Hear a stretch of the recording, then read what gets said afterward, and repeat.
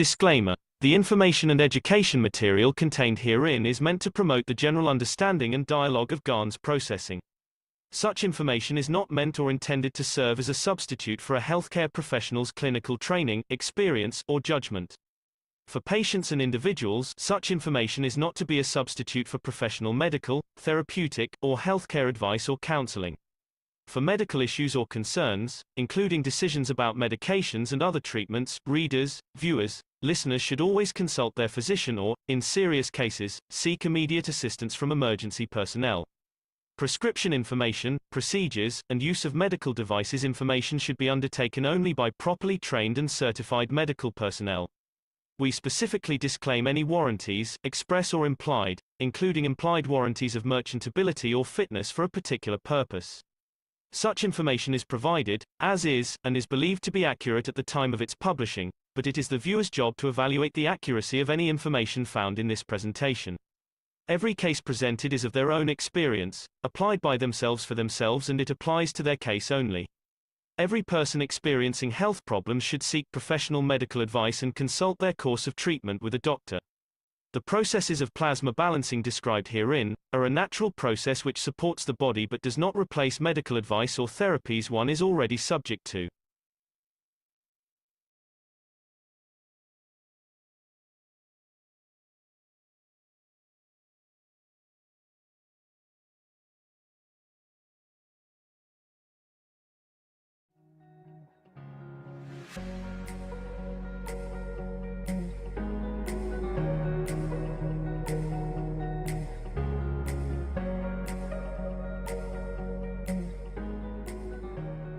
In understanding something which we never understood, but we emphasize again and again on it for you to understand. In a dimension of the physicality of the man, we know in a dimension of physicality of the man has no physical dimension if there is not an environmental field, which means we have no dimension, if there was no magnetical gravitational field of the earth around us. If we move to another dimension, if we move to another position, and the environment changes, we'll find out that us as man will not exist. This is a very nice trick. But what will be interesting for most of us is if we change the field, the environmental field, do we become invisible?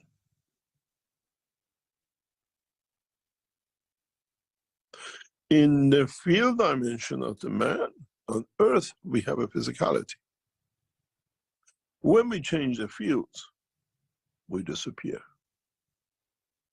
What kind of new creatures would be us manifesting ourselves at?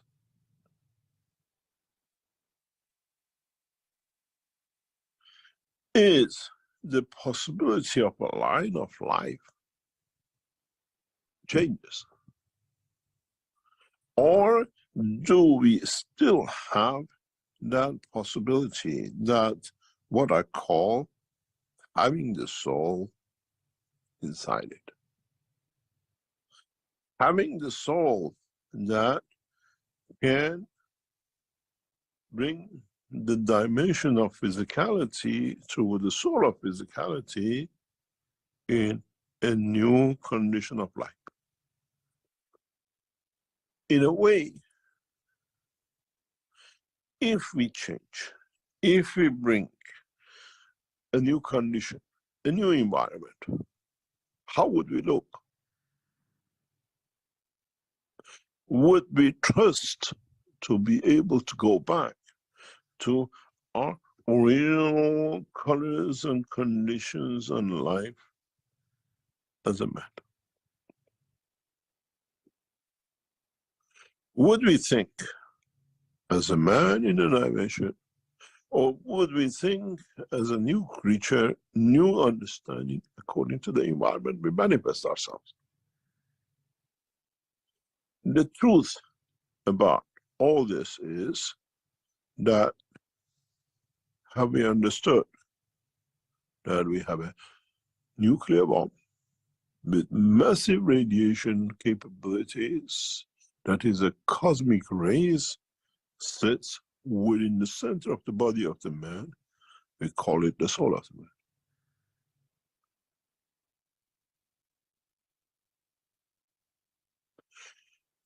It is more energetic, it's more powerful in strength than the whole of the physicality put together.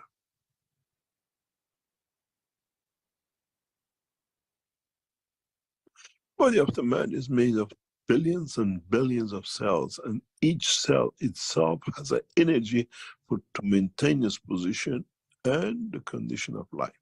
So the body of the man physically is a energy packs times billions, trillions.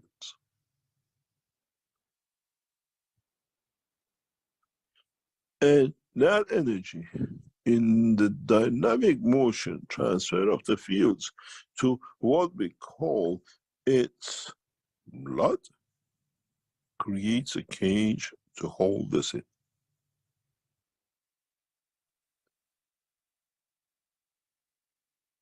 One energy pack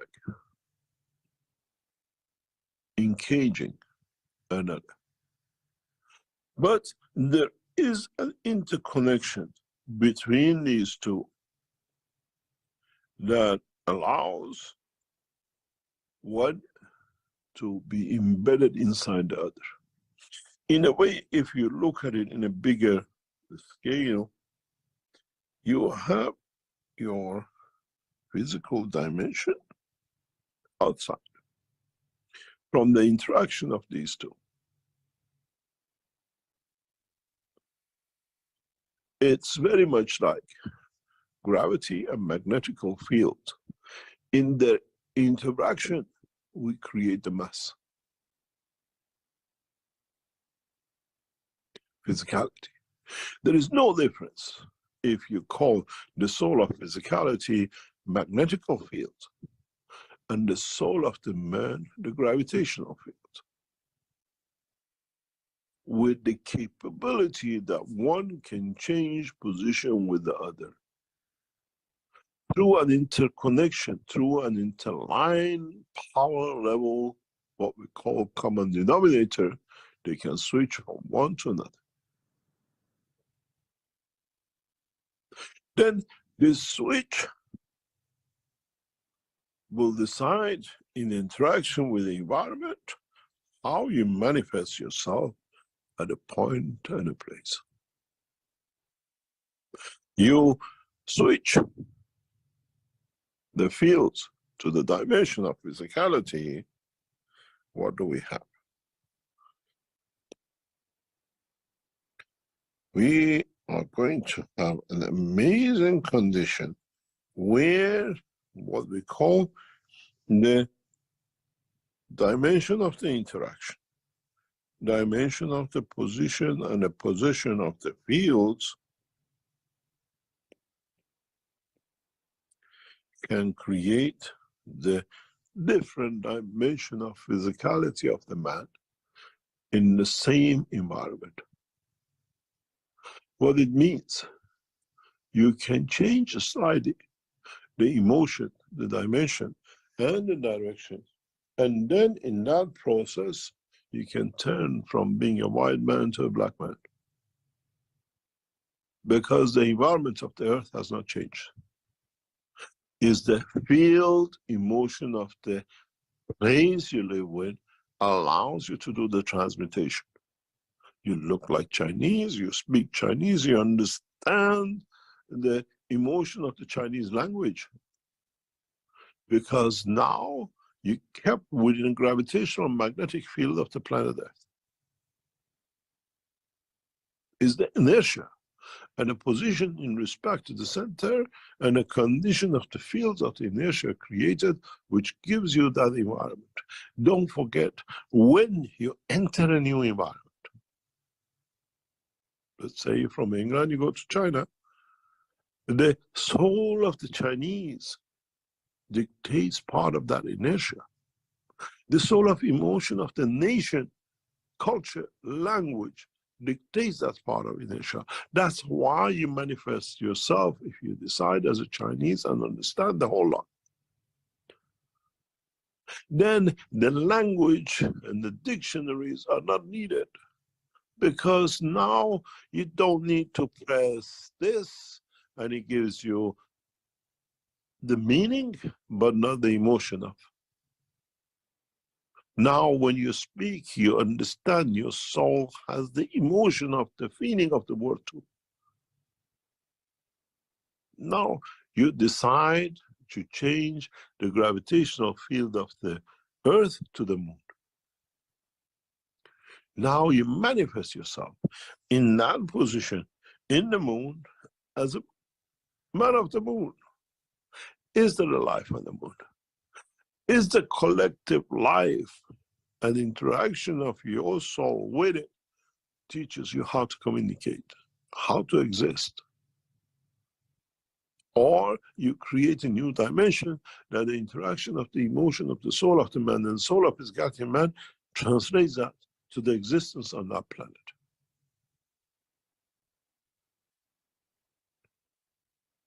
You learn the language, you learn the feature, not out of transmutation, but by the collection of the interaction of the fields of the environment, of the soul of the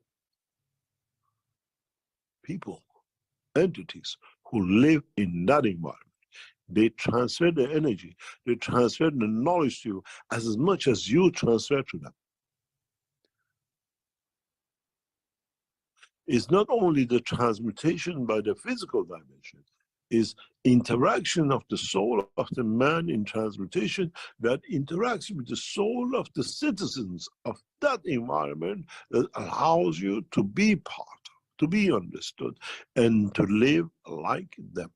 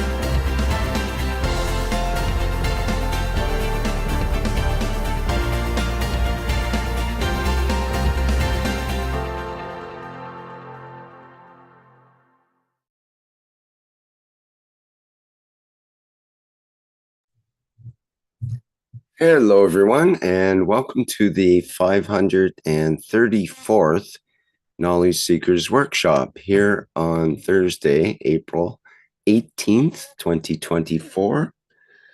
This is a broadcast of the Keshe Foundation, Spaceship Institute Education Department, and part of the Public Teachings in English. My name's Rick Crammond, and I'll be host once again in this weekly series of workshops that's been going on for over 10 years now.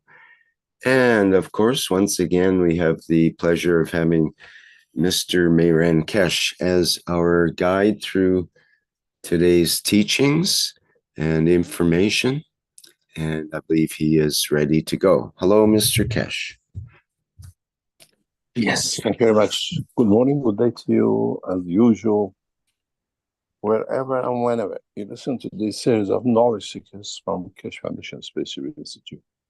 And as usual, we welcome you back to another session of knowledge gathering and finding out what we can do with what we didn't know what we can do with. And we didn't even know we had it. And now what we're going to do with it. Now we have it, how we understand it, and how we can utilize it for what we call elevation of knowledge. And that knowledge is not necessarily human knowledge, It's a knowledge of creation, which means it's beyond us, beyond humanity. And the teachings of past few months and past few years is to bring for man to understand the knowledge beyond the knowledge of man, beyond the knowledge of what we gather to be what we call the earth, the wind and fire, and the daylight and the nightlight of the man. And in a way, as I said to one of the space scientists very recently, when man goes to space, it's darkness. And that darkness is not just physical darkness, it's a knowledge darkness.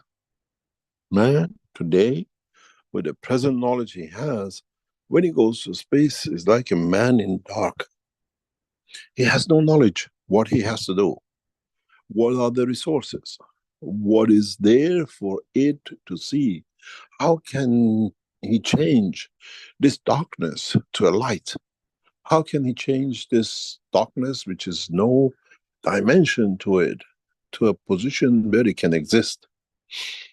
When our astronauts travel to the moon and come back, they don't see a light around their craft.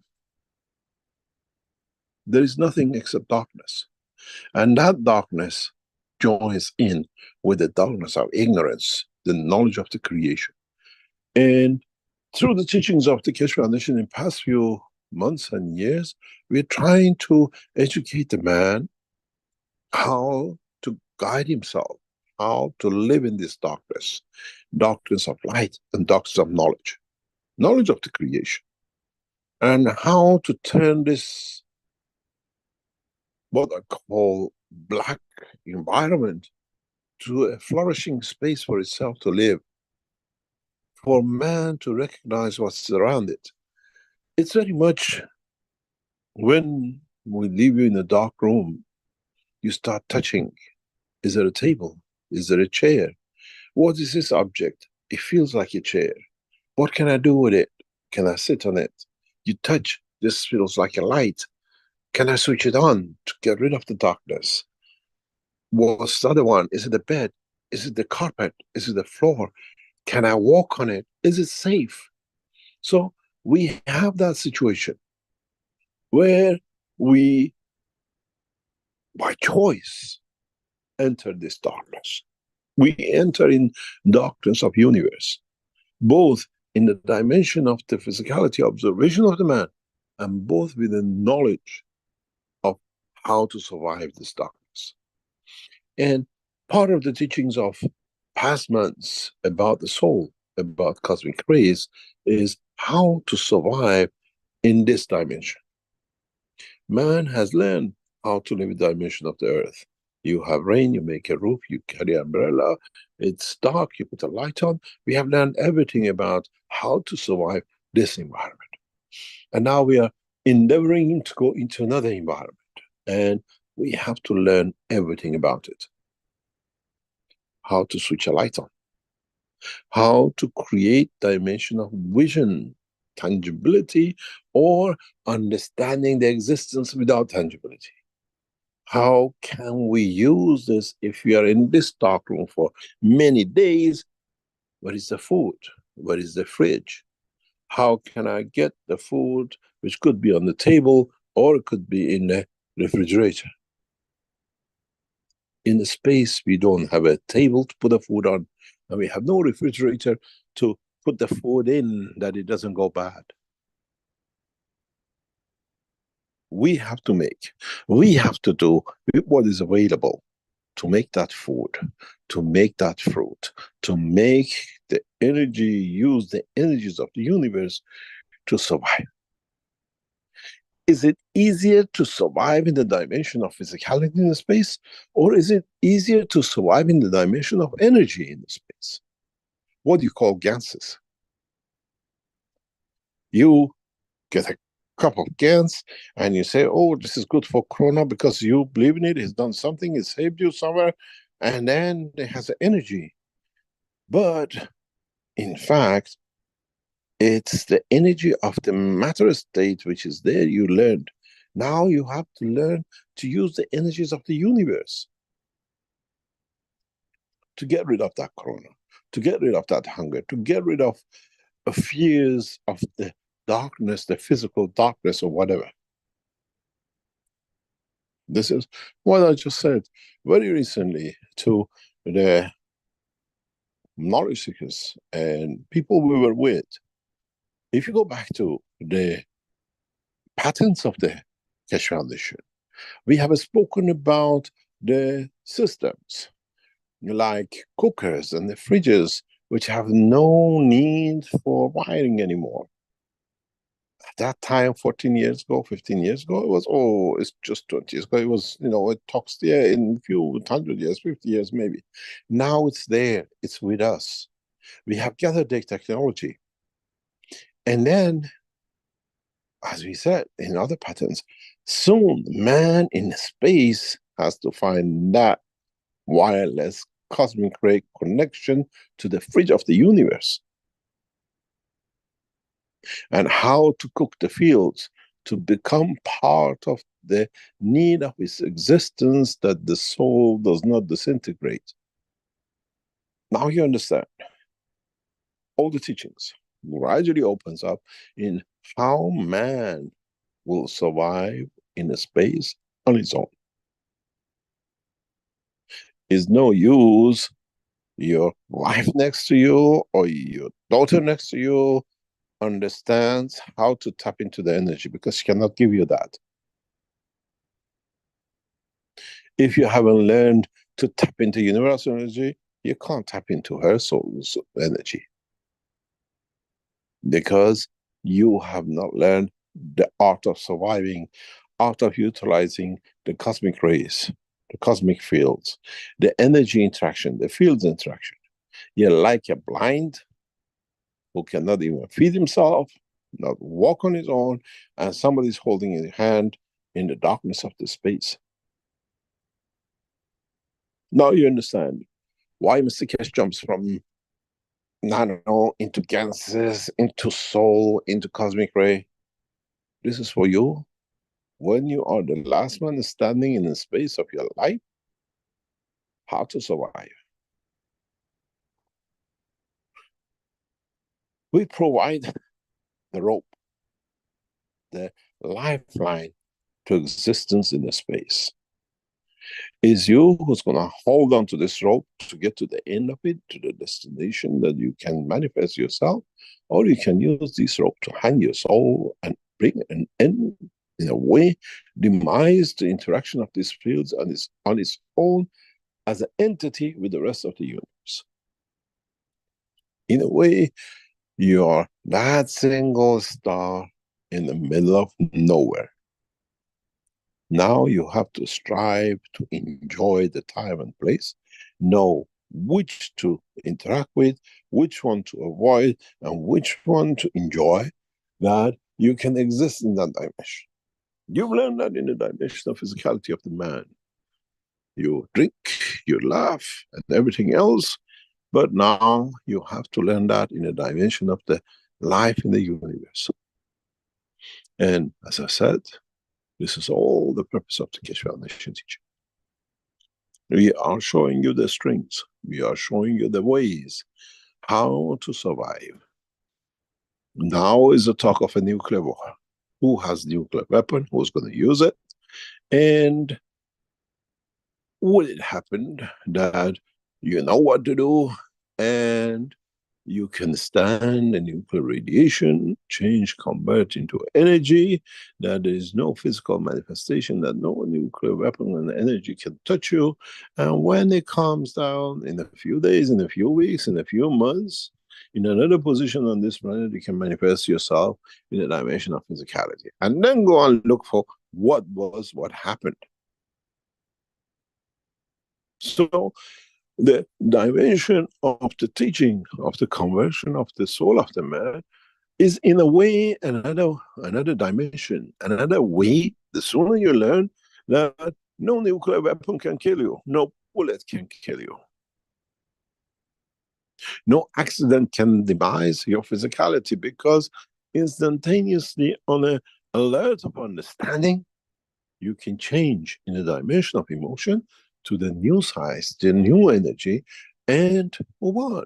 It's like you see a train coming, you stand in there and get hit by the train, or as you have a legs and you react, you jump off and the train passes. Up to now, the train was a train of physicality. Now the train is a cosmic rays, is a field of the universe, is a nuclear bomb, radiation in the fields. Are you going to stand there and watch it come? Or are you going to stand aside and know how to jump off? How to transfer from physicality into energy, and energy back to physicality? The question is that so hard? You do it every day, jump in front of the cars crossing the road, not to get hit by the other one. As soon as you cross one car, the other one comes, and there is a bike coming, and then up to now you were looking to the right, now you're going to do the same thing with the left to cross the other side. This side was gravitational, and the other side is magnetical. How are you going to survive this? The way you juggle your way, crossing the cars, avoiding the other people running next to you, you have to do that now with your soul. You have to do that now with the cosmic rays. I don't want these fields because it's too strong. I need the other fields which is weaker. It feeds my soul. It gives me dimension of what I can tap into. Today, I don't need a stronger field. I need this lighter field, and the rest. There is no difference in the dimension of existence, in the physical dimension or in the energy dimension. It's just man, because has never had experience, now has become a dilemma. This is why people like me looks very clever and he knows everything. We understand the principle of the creation, and every man has that capability. Is not exclusivity of the creator and is certain created things, call it prophets, ayatollahs, priests, and the rest of it. This is why Keshe Foundation has no religion. We are a scientific organization, because we have to survive the journey of the soul of the man and the physicality of the man in the universe. Not only on this planet. We have done enough journey of physicality on this planet. We do it 50 years, 60 years, 90 years, and at the end we lose, because we never learn how to tap into the energy of the universe. Then the energy center departs because it knows and it survives somewhere. This body finished, I go to the next in another position and dimension. And if you have a target to achieve, you just change the physicality into another one, till the dimension of elevation of the soul is achieved. Is not reincarnation, is transmutation of the soul from one to another dimension. And you can do it as long as you like, if you know the art, the way we do. We spend thousands of years here, and everybody thinks, oh, this is, but it's the same. It's the same community, it's the same people. Say, oh, seen you 2,000 years ago. What happened there? What happened there? Can you organize this? Now they're waiting for Christ, put somebody on the cross, we tell something, and then move down further down another 2,000 years, the same guy. Put this guy up, we call him prophet, so on and so on, the rest of it. Because we said it's going to come, they believe in it, so we play it. So you understand. The whole purpose of teaching is to give the man the art of survival, both in the dimension of physicality, not only on this planet, but when you transmute and manifest yourself, it's the same art. You have to take some energy, you have to release what you don't need. Maybe you store something in for the bad days, the rainy days, and if it fits the right way, is a happy place, I stay a little bit. I use lower cosmic rays for this environment. I use a little bit higher environment, the energy fields, another cosmic rays. But at the end, I absorb the fields of the universe, what I need from it. This goes back to all the teachings that I keep on saying, what we eat is 20%. The other 80% comes from the universe. We put that food in the mouth, we put the trap, and the universe feeds that, connect to that trap. And if it's in coming to reach it, our cells absorb what it needs. In a way, if you look at it, the food we eat is a cheat to absorb energies from the universe. We put a little trap to absorb more from the environment of the universe. If we learn, if we master the art of what we put in our mouth, we master the survival of the universe for thousands of years. The food we eat is the cause of our demise because we don't control what we put in. And so what goes in, it absorbs everything which our body doesn't need. And because it doesn't need, it has to work to get rid of it, you age and the term. You're given 6 foot under. If man realizes this, if man comes to absorb the energy of the universe instead of feeding itself with the dimension of physicality, man is immortal. Because you are part of the totality, and the totality has never died.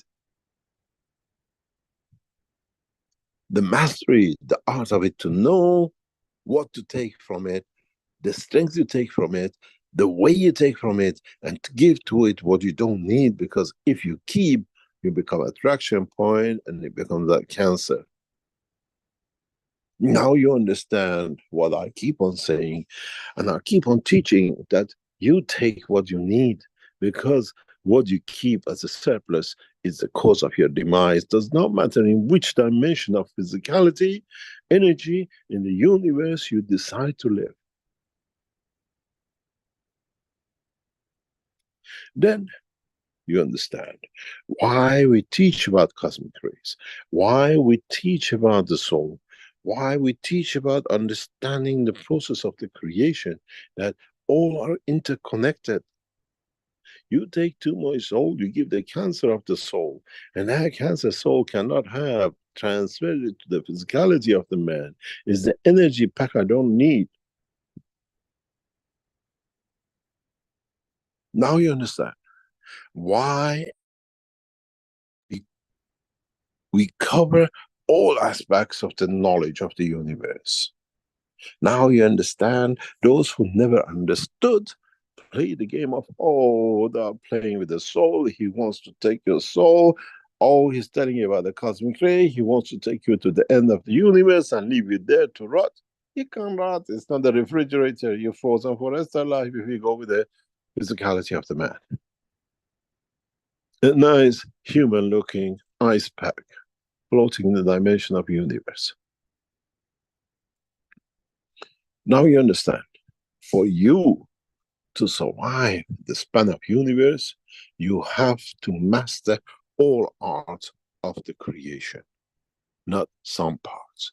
And this is the purpose of the teaching.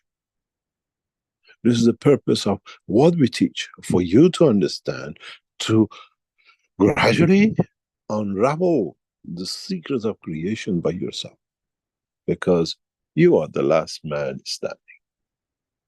Just because your son has become a doctor and a professor in physics does not make you a professor and whatever as the father or the brother.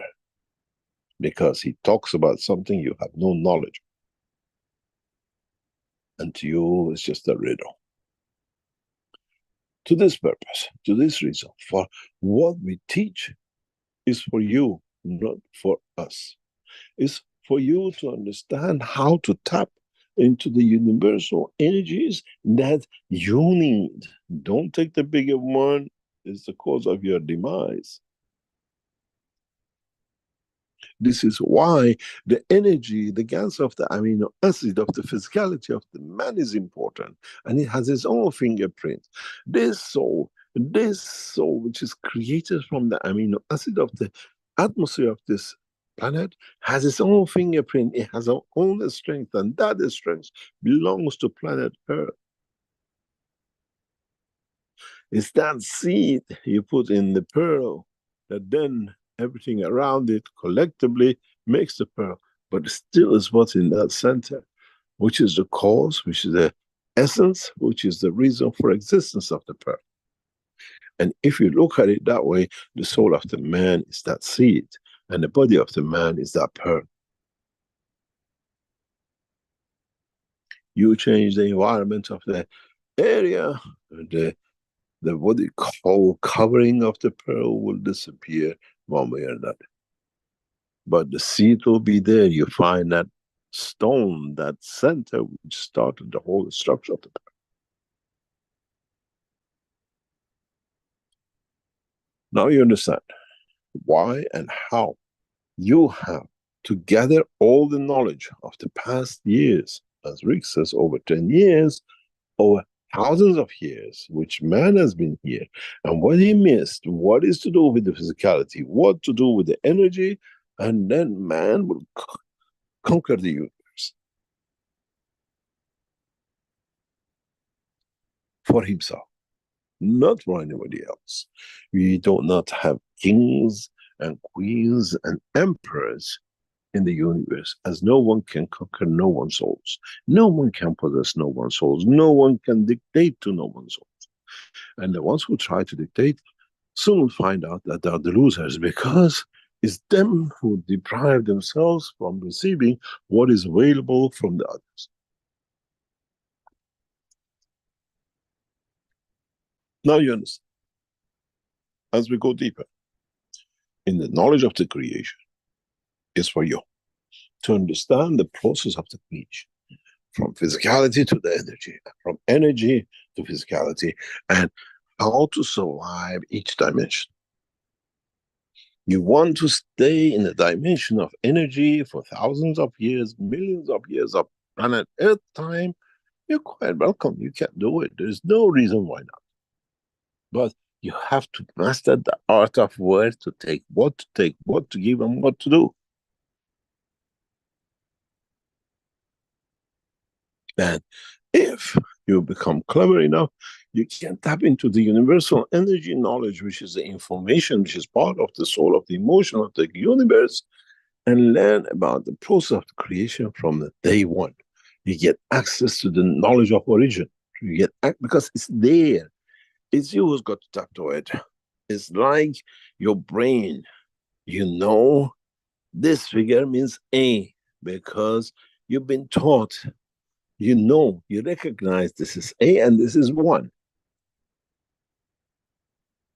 Your soul has the same knowledge, knows what it means when it comes across energy fields in the universe.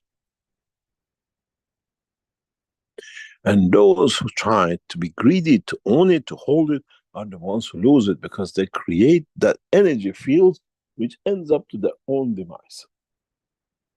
When we store the energy of the emotion in the wrong place, in the dimension of physicality we create for it, we give ourselves cancer.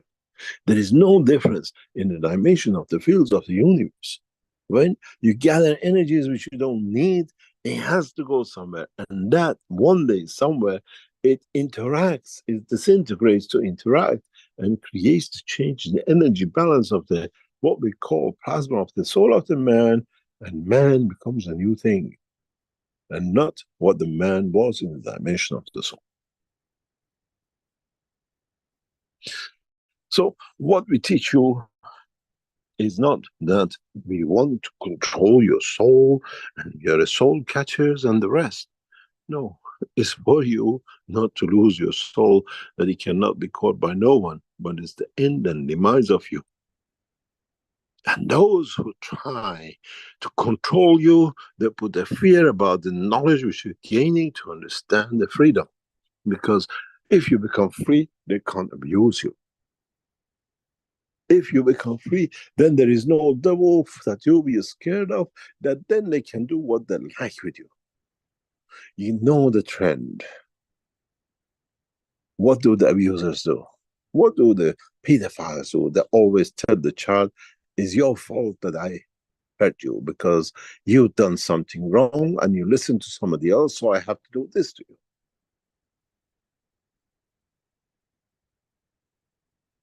And those people who tell you is this, they are trying to control your soul. Through the Keshe Foundation, you cannot. You get the freedom of life in the universe. And it's you who have to understand how to create that light.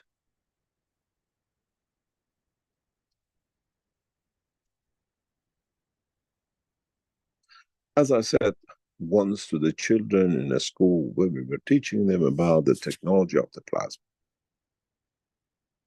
You've seen it in the movies. They light a torch and they shake it in front of them to see what's in the front and whatever, or to hold it. You can do that when you're on the planet Earth and there is oxygen. If you have the same flag and you go into a mine where there is no oxygen, you shake it as much as you like. There is no light, there is no oxygen, put that fire to burn.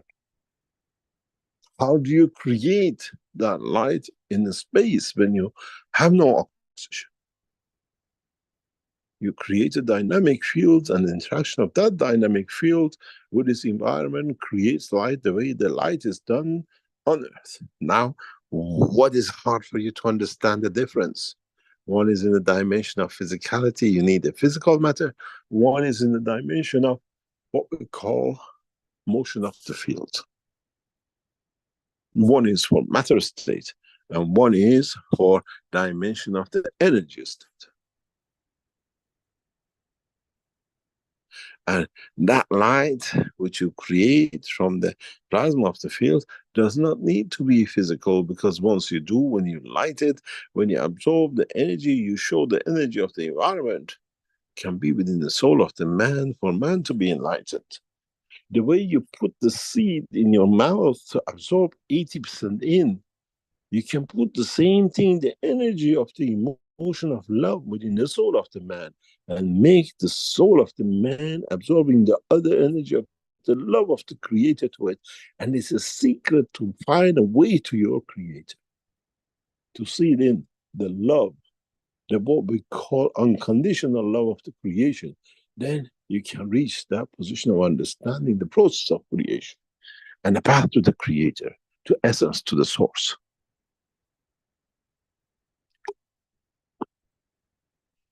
Now you understand. We had to do this correction. We had to open your eyes to understand why you're doing the cosmic rays, why we connect to the cosmic fields. On Earth, you have the apple and banana. In the universe, you need cosmic fields and cosmic rays in how much you want, what you want. On Earth, you have roads. In the universe, you have the magnetic field path that takes you to where you want to. There are no roads, there is no tarmac, and there are no donkeys, and there are no jumbo jets. On Earth, you decide, you turn the engine on, and you go to a place. To get to the place you want to go, because you're exhausting it in the back to push you to the front. In the universe, you create a lower field of strength compared to the destination, and then what happens?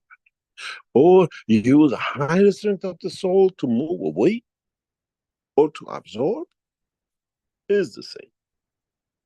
So now you have to understand, it's getting to the time where the man has to decide, would he like to be donkey or to be donkeyed? Was to live in a dimension of physicality and suffer with the dimensions of it, the hunger, the pain, and everything else with it, or live in the dimension of the energy with no limitation. The only difference between the two, as I always said, we come to the dimension of physicality because it has advantages of touching, feeling, and showing the love. And that's the only three things which is different between the dimension of physicality energy and the dimension of what we call energy of the universe. The love, and this is how Mithra was attracted, and then attracted the creator in the mythology of the creation. Then you understand. You have to know if you want to live in the dimension of physicality, or you want to live in the dimension of energy, and can I use some of the knowledge of dimension energy to live a more comfortable life in the dimension of physicality, and vice versa.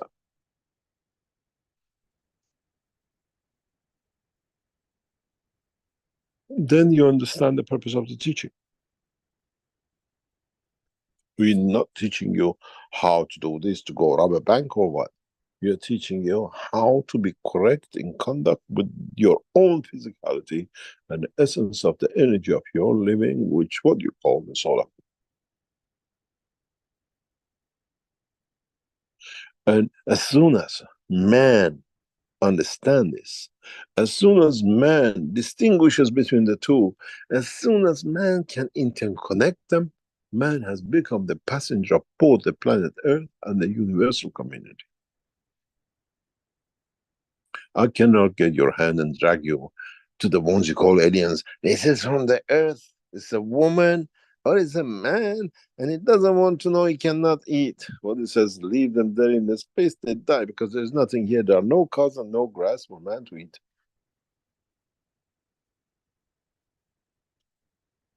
And then comes the question, if we throw a creature of this planet in the deep of the space, would it die?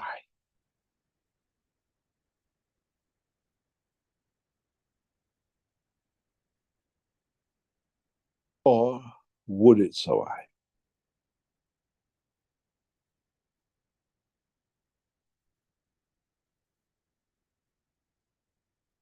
I dare the world of science to test it.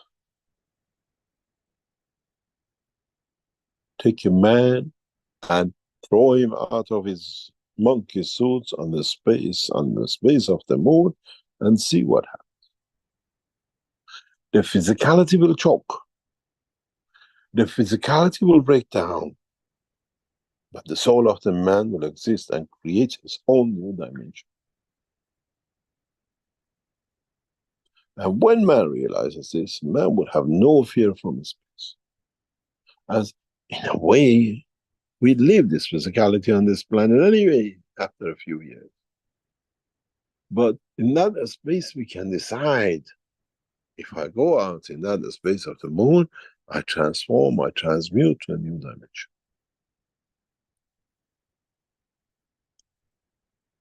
Knowledge seekers have to come to understand the truth about their own creation and nothing else.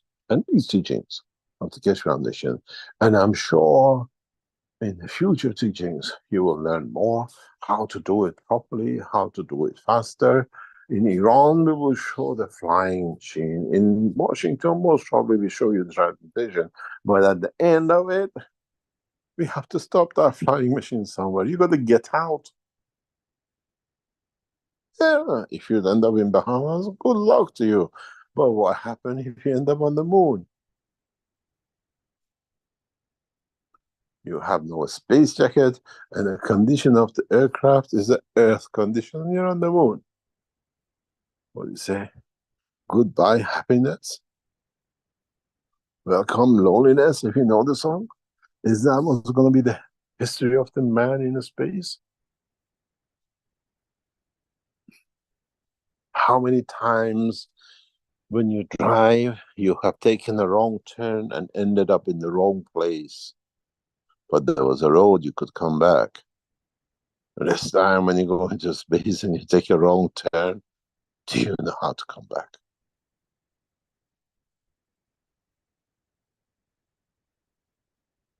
And would your fear allows you to find your way? Or would your fear allows your soul to bring back the education of what he has to bring you back. Years ago, I got lost in Harlem. And from what I knew, what I saw, the fear we had set into us by the color of the skin of the man, it was a fear trying to get out as fast as we can.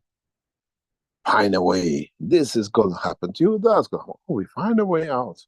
But was it real?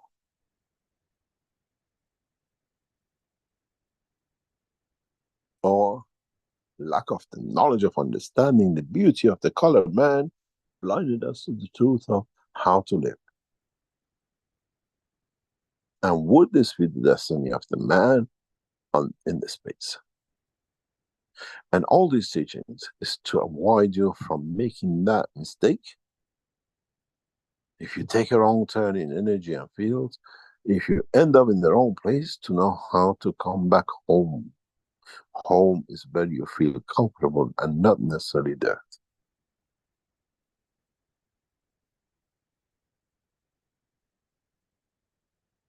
Now you understand the purpose of the teaching. And it's not for us, it's for you to understand the two dimensions of living. You live in the dimension of physicality, you eat food, you live in the dimension of energy, you live with gamma rays and X-rays and cosmic rays and every other ray man can call it. But can you use this knowledge in the dimension of physicality to the advantage of the physicality of the man? Then you make the life a much better place for you and the others. I hope you understood the purpose of the teaching of today. And you lost that fear and you lost that talk of Messiah. Only Messiah is you. And you're the Messiah of your physicality and the soul. As I am the Messiah of my physicality and my soul. I cannot be for you. I cannot be for my child. I cannot be for my partner, because they have to find the way to live in both dimensions. I can teach, I can inform, but I cannot live their lives. And I hope you as knowledge seekers find this separation, find this understanding sooner, that we can start seeing you to become the man of the universe, the man of creation, the cause of the existence of the man. Both in this dimension and that. We go for our usual break and we come back and we'll see what the energy of the knowledge of the man will bring out for us to answer. Rick, if you'd like to take us for a break, then we separate the two parts and then we come back. Okay, very good. Thank you, Mr. Keshe. Okay, we are currently in the 534th Knowledge Seekers Workshop here, and we'll take a short break and be back for a second half with questions for Mr. Keshe. So if you have something you can formulate for a question, please consider that. The attendees here in the Zoom chat will have an opportunity to open their microphones if you raise your virtual hand. And others can put their questions in the chats and we will address them. Okay, we'll be back.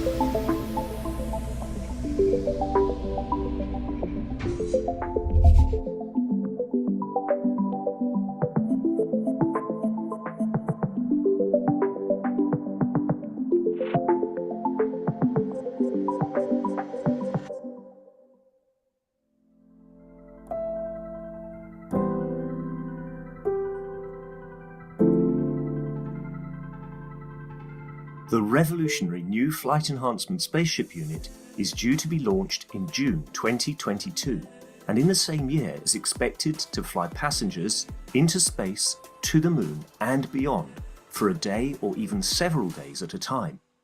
There is no need for the Flight Enhancement Spaceship unit to carry food or medicine, as it is equipped with the latest space technology for transportation, transmutation and deep space operation. This extraordinary breakthrough technology ushers in a new era of travel without the need of fuel, food or medicine, even during the longest excursions into deep space. Each spaceship unit has a 4-passenger capacity for long or short duration flights and has the capability to travel between cities on Earth in a matter of seconds to minutes, depending on the distance and speed.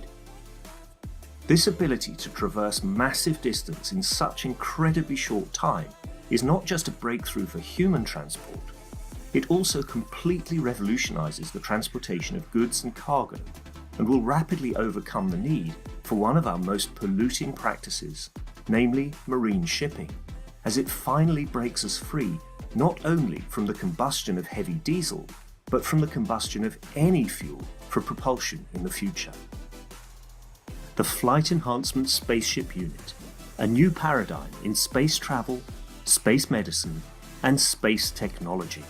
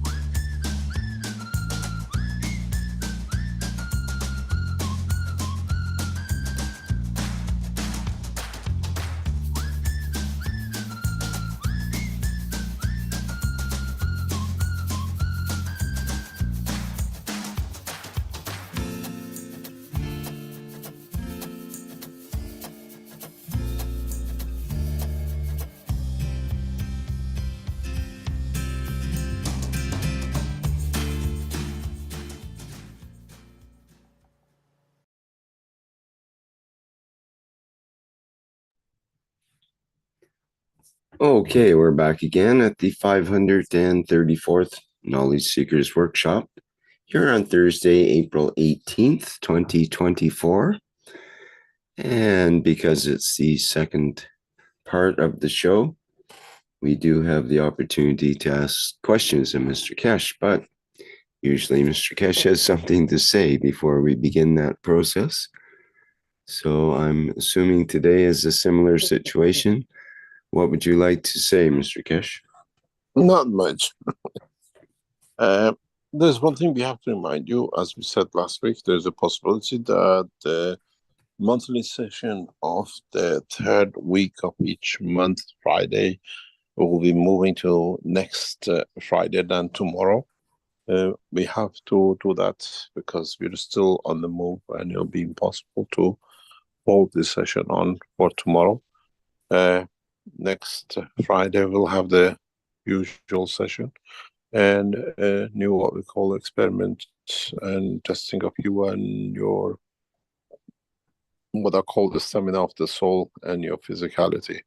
So the monthly meeting of Friday is moved to next week and not this week. Thank you very much. And we do apologize, as you know, when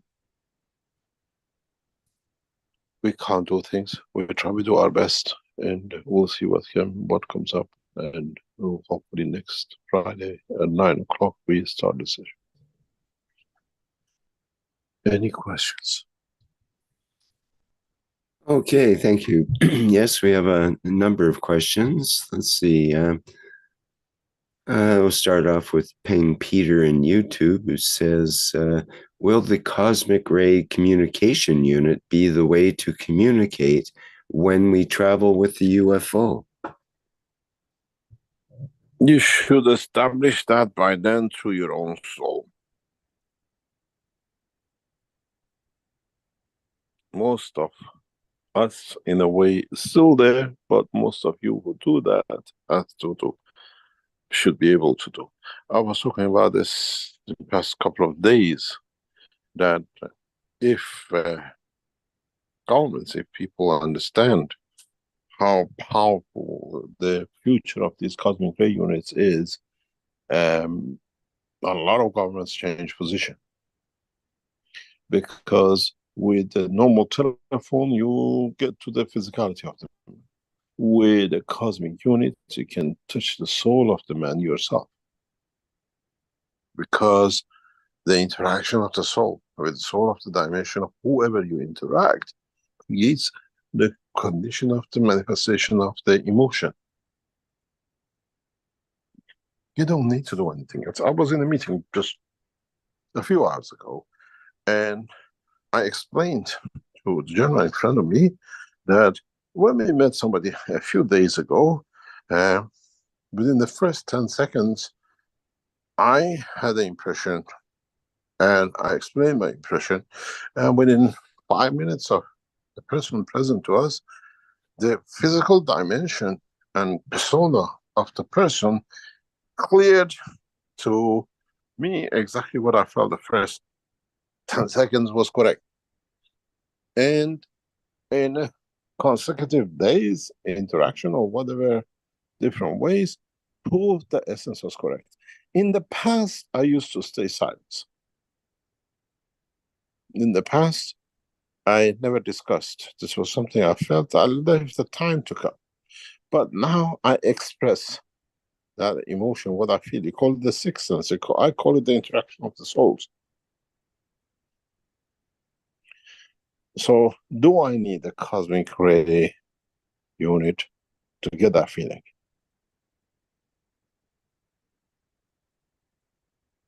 Or I build it and I trust it and I start live by it. And this is how it will be for us in the space. And these cosmic units, communication units, are the beginning of. In the next few months, we'll introduce this, what we call cosmic communication unit, as part of the international structure. As part of a new development in technology, where, in a way, is another part of the process of the creation, of us living. A donkey does not pay for its food. A dog does not pay for a shelter. A fish does not pay to be in the water. It's God-given right, and he has to be free. But as humans, as we develop these limitation of the financial limitation, with a new technology, we have to reverse it step by step. And if you read the patterns, they all are in the patterns, how to take the shackles of man binding in physicality that doesn't allow the growth of his soul to have the time to elevate his understanding of the creation, has come with this technology.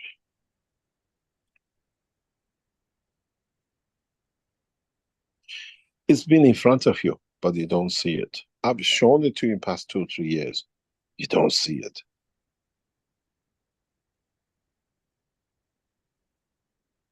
You see it as a writing in the patent. Oh, it's written this one day.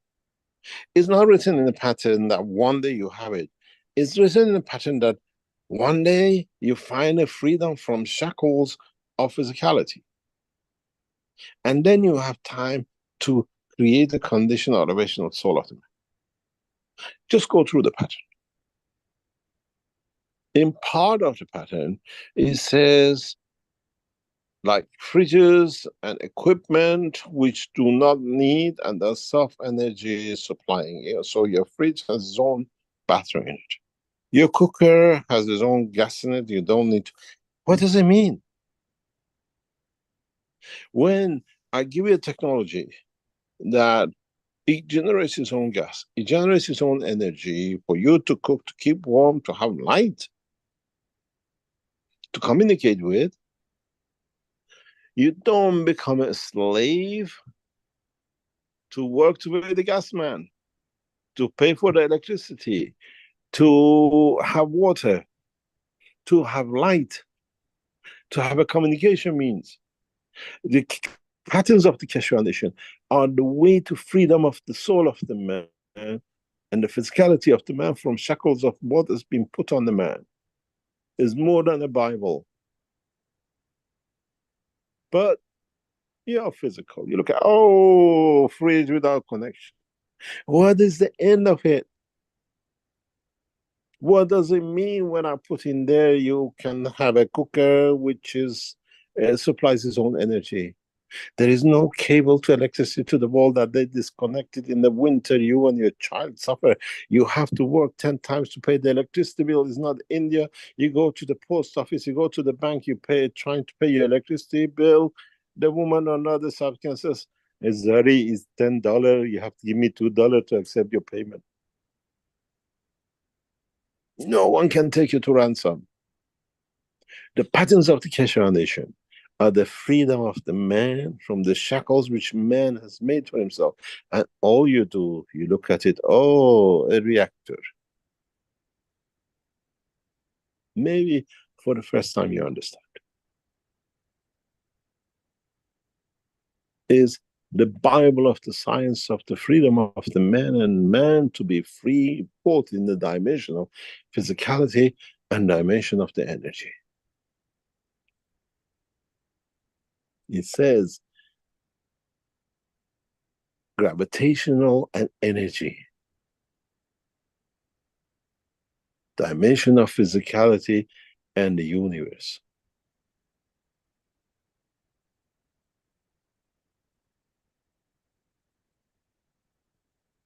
And if one day man understands the purpose of these patterns, man finds the key to the freedom in all dimensions of creation. Go and read these patterns and see how much information is given about all the teachings of the past year, 17 years ago, 16 years ago when we released the patterns. When we wrote the patterns in 2005. These are not ordinary knowledge.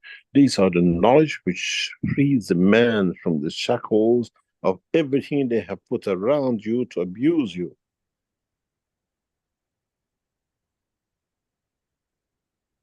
When in the house, you have a system which your cooker has its own power, your fridge has its own power, who do you need to pay for? Who can come and disconnect you? Who can make you to work 3 shifts just to pay the bill of the electricity because Sheikh of Saudi Arabia wants money in the bank to abuse another 10 European women for his pleasure?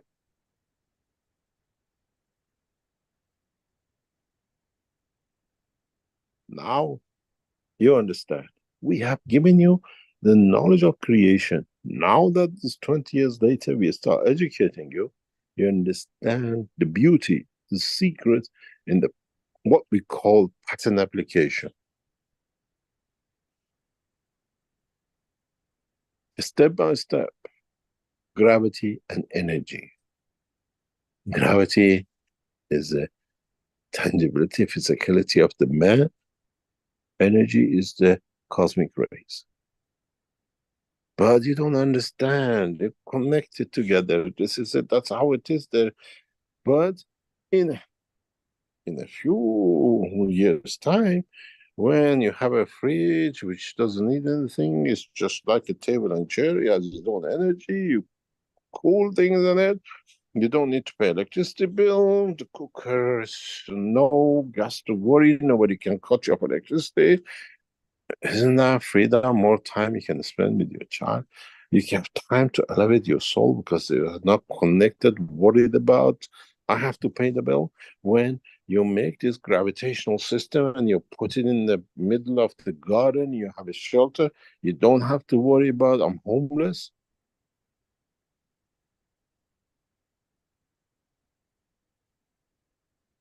This is one of the reasons governments and all these people from kings to the God knows communication organization, television section, crush and control Keshe Foundation because you're given the key to the freedom from all their control.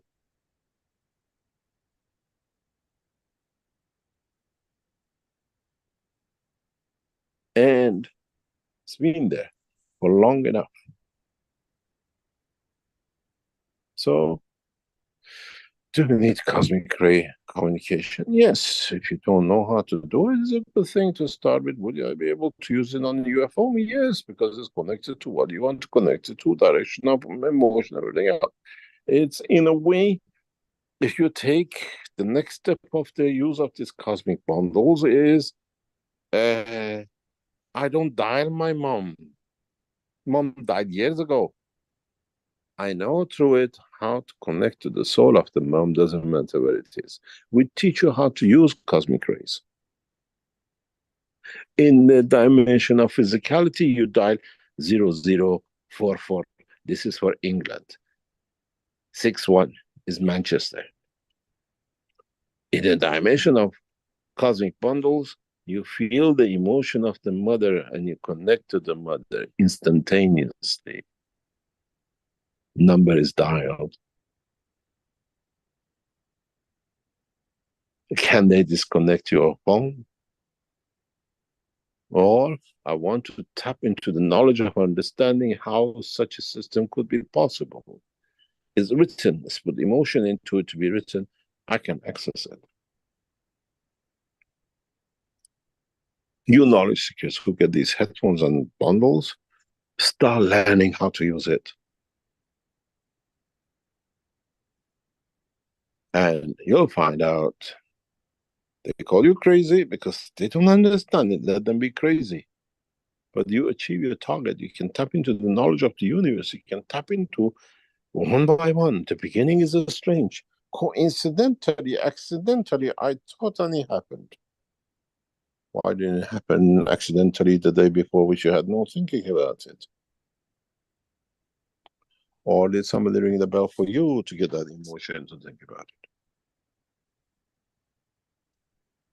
Then you understand, with these cosmic bundles, you can contact ET from the depth of the universe or from UFO traveling the universe. You got a lot to learn. And as I said, you read the theory in the 3 books, find the practicality in the patterns, and you find both secrets about the creation, both dimensions of physicality and understand something. If you go back and you say, Egyptian understood this, so and so understood this, and they were talking about this, because those days everything was plenty, they had nothing to do but to understand more and more about their own soul, connection of their own soul. And that's why, and that's how the progress in everything achieved, because there was no what we call shackles.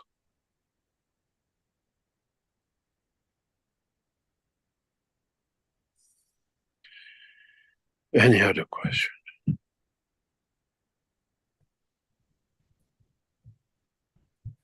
Yes, we have several questions in our chat here. Let me see. Let's start with through Andreas. There's a question from the German community. Good morning, Mr. Keshe and everyone. Many women are considered infertile from a medical point of view. For example, because they have blocked fallopian tubes, but suddenly they are pregnant. Such things, when they are impossible in medicine, happen again and again. What is the plasma scientific understanding behind this? The very first year I came to England,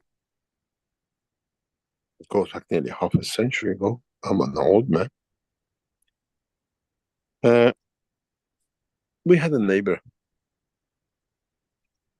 They adopted, I think, 5 children, and they were in their 17s and 18s. They were 14 and 15s. They were our age. We could interact with them. We just crossed the fence. And suddenly, out of nowhere, the reason they had adopted it because they couldn't have children, they suddenly had a son.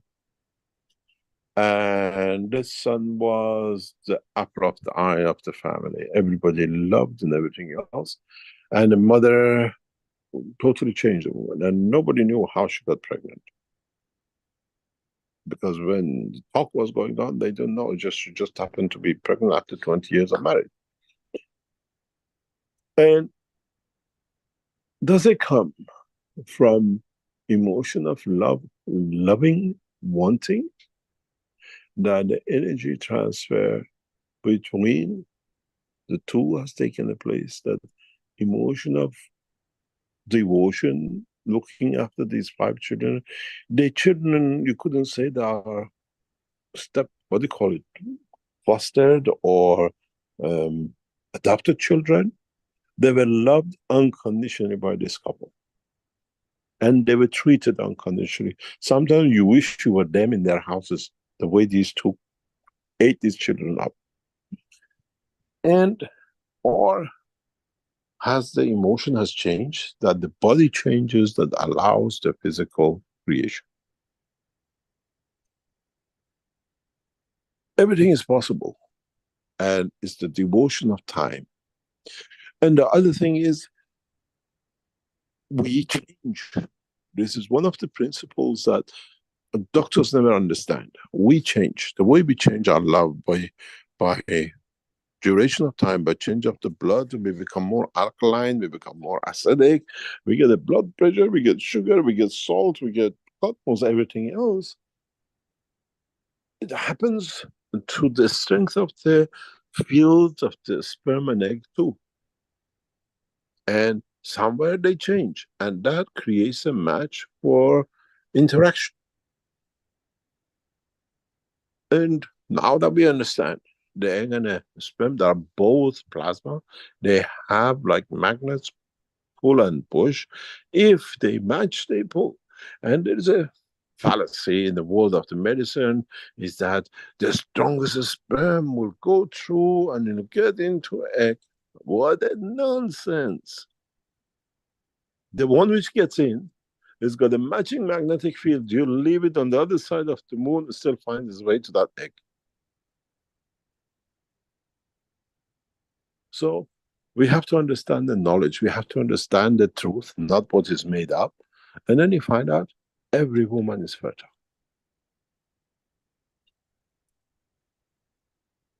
It's just what condition is. Even without eggs, you can produce children. Because the emotion of the energy of the soul of the woman is within the womb of the woman. How can you deny that? Cannot.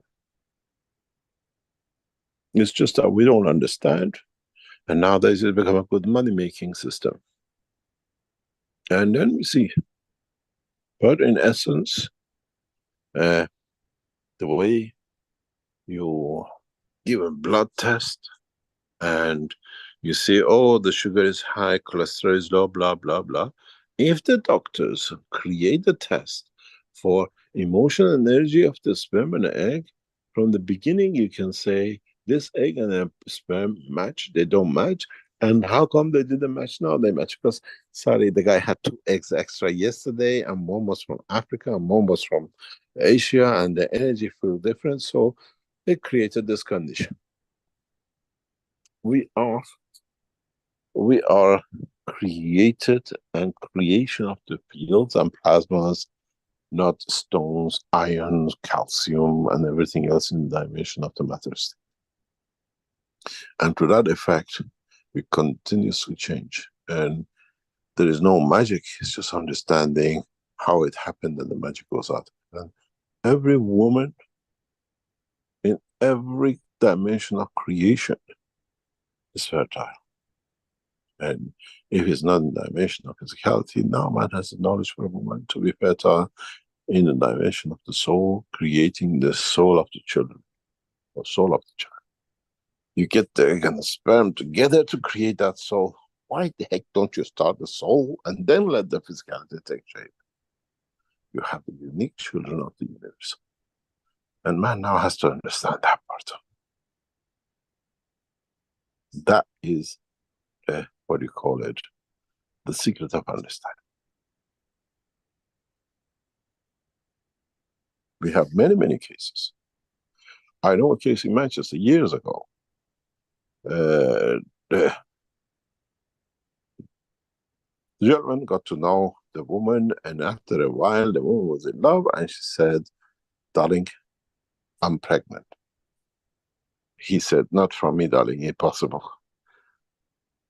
I had a snip a few years ago. There is no way I can be a father. And passed. She was adamant that he's the father. And she went through the process, and genetically was confirmed he's the father. He was, though he had operation. And he asked me, how is this possible? What happens with the world of science? Why did I do this for? I said, you never understand the other part of the creation to him. I said, one day you understand. Because the love between two was so strong, you could see them loving each other from the other side of the city, let alone when they were next to each other. And that love creates the emotion which doesn't need no eggs and sperms. Any other question? Well, I think you somewhat answered Claudia's question, but I'll ask it anyway here. Claudia says, hi, Mr. Keshe. What's the link and the plasmatic elements increased in our physical body during the elevation of our cosmic rays and our emotion of happiness to serve the others? What does that mean? She wants to know what is the during the elevation and emotion of happiness, what's the link in the physical body and the plasmatic elements that are increased in the physical body during that elevation?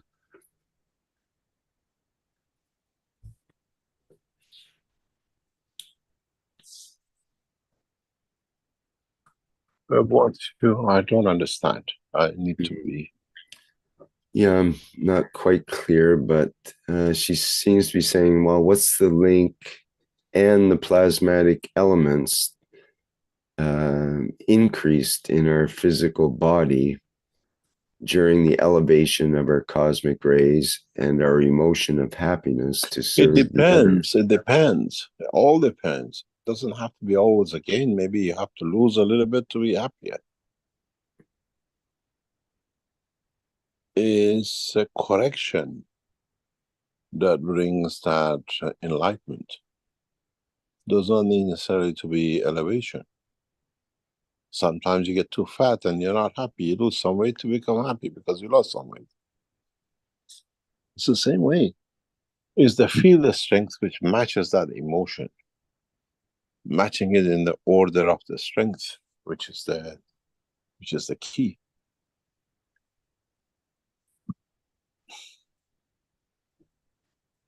Any other question? Okay, Wolfgang says, I know connecting and living according to the soul is essential. What is an efficient, suitable way for us to train and practice the feeling, creating, and filter of appropriate fields according to the individual needs and the environment? Or is it best to live more and more of the soul and everything happens automatically? You have to learn it before it becomes automatic. You have to learn how to trigger it. You have to learn how to stop it, when to start, when to stop.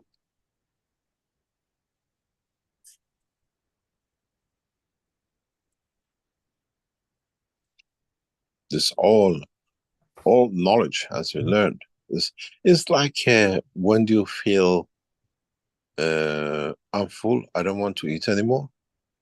Or when you feel I'm hungry, I have to eat? It's the same process. It's the same understanding, but now it comes in the essence of the emotion and what we call energy fields of the life. We have to learn, we have to adjust, we have to test ourselves.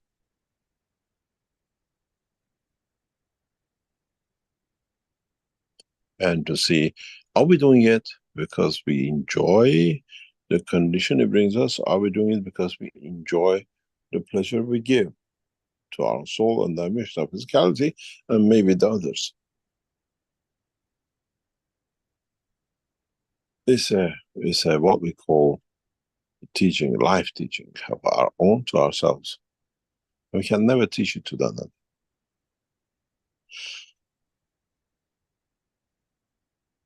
It's impossibilities to teach because they have to feel it. What is a pain to you could be joy to them.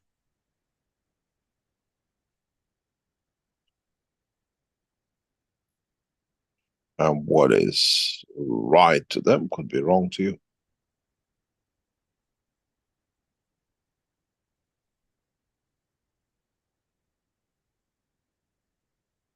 Any other question?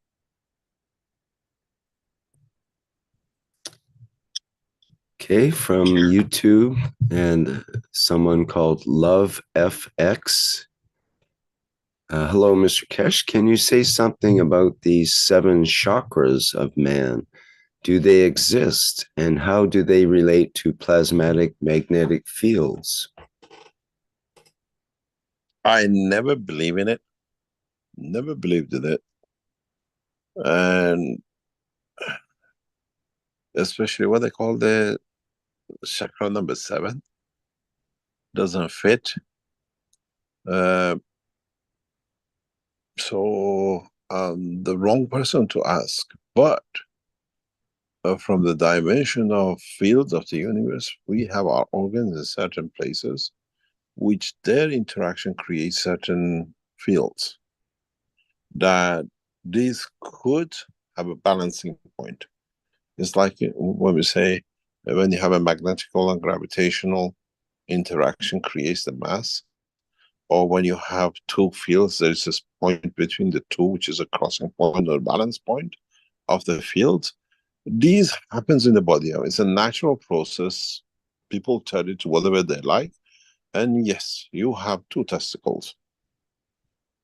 They both dynamic. They carry plasma gases and they interact. So they create a common denominator, cross point between the 2. Is this a chakra? Or understanding the process? You have one, which is your kidneys. They are 2 systems. And would the people with 1 kidney have a different chakra position than the others? That's debatable. We can explain that too. And then look at where they put the next chakra and the next chakra. And the number 7 doesn't make sense. So it's made up story. But physically, you have 2 half of a brain. which we know they interact and the balance is there, and because of their position and the shape of it, is at a certain point, is it a chakra? Is a point of crossing of the field. And then you understand, you can give name to the real conditions, which is from interaction of the fields of the dynamic ganses within the structural body of the. Then you can make a lot of things from it. But physically, in interaction, you put two magnets and you see there's a point there, the energy interacts, fields. Put the loop of infinity and see where it crosses. Is that the point of chakra? And that's what these people talk about. But because they don't understand it, they never understood it, how it's created, what it is, they're giving a name it. Why don't we have a chakra in our toes? Why can't we have a chakra between our knees?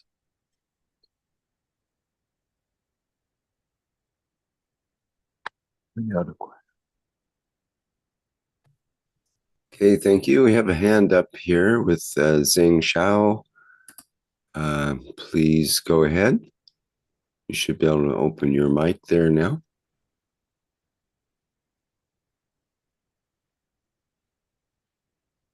Hello, Zing. Did you wish to speak? I can unmute the microphone, but I don't like to do that until they're ready. Could be a mistake. Could be.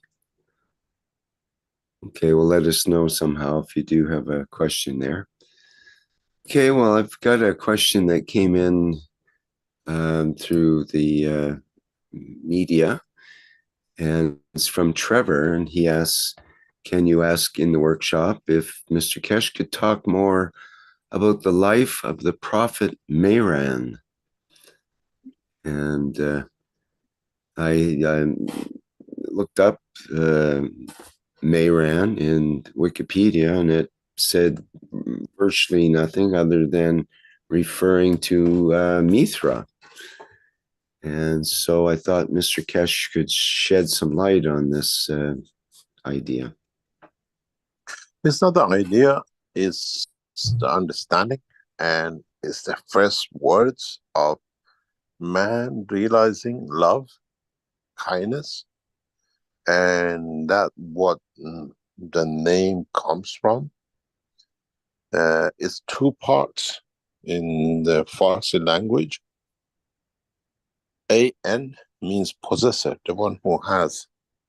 And the first explain what do you have. Meh and on, the possessor of love, the possessor of kindness.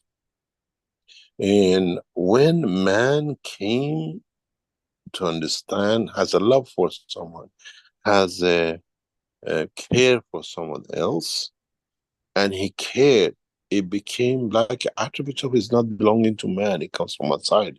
When you show your love to your partner, when you show your love to your child, it's not physically you feel it or whatever. It's just the emotion you show.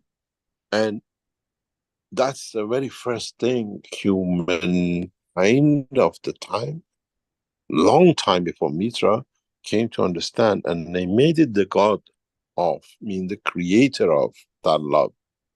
And that's what Mehr means. And then we have that in that process, and Mehran came long time before Mithra. Because whatever man, we have statues of writings in the history of the Iranian culture. We know where it came, how it came, and how centuries later on became Mithra and then Zoroaster, and then from the Mithraism we have the Judaism which come of it and the other religions. But the essence of it came and became that God, that creator, because it was something which wasn't in the man. You cannot show love in the ways kindness is love into someone. It wasn't human. So it had to come from something above, and they created a God for it. And then later on made the statues and names for it. And then like Zoroaster and the rest of it, Mithra. Mithra was the same. God's name that. Then they made a statue to connect, this is connected to that. Nowadays we accept God as God. We don't need to make a statue for it. But that time, that's what it was. But Mehran goes is the first reference we have to the Creator, which recognized the attributes of the Creator, which called Meh, and then the possessor of it, which became, and that's what we call to be part of, to own, and to be filled with. And this is the two separate words. We have the same with Tehran. We have the same process belonging with Tar, which is belongs to the district, to the area, which the people from that area become. And this is the way, it's a language. But it's the first time man felt the love. And this wasn't something inside, it wasn't physically, couldn't show. I could explain to you I love you, but do things that makes you higher than me because of devotion I give you. And this wasn't something manly or created by man. It wasn't a wall or a container or an animal. And they call it one of the attributes of the Creator. That's how God's created.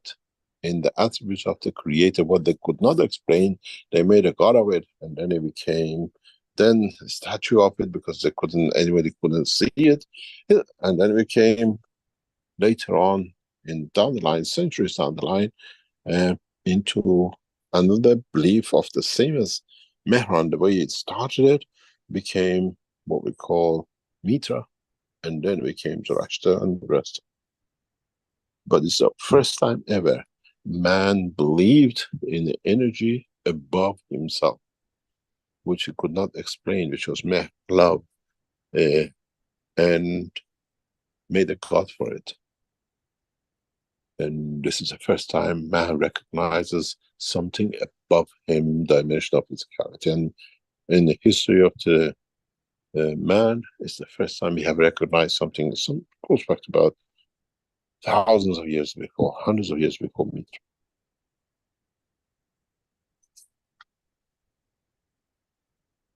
Any other question?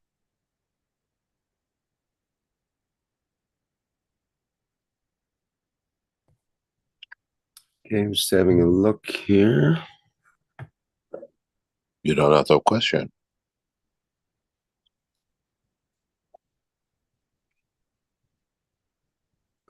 I am out of questions at this moment.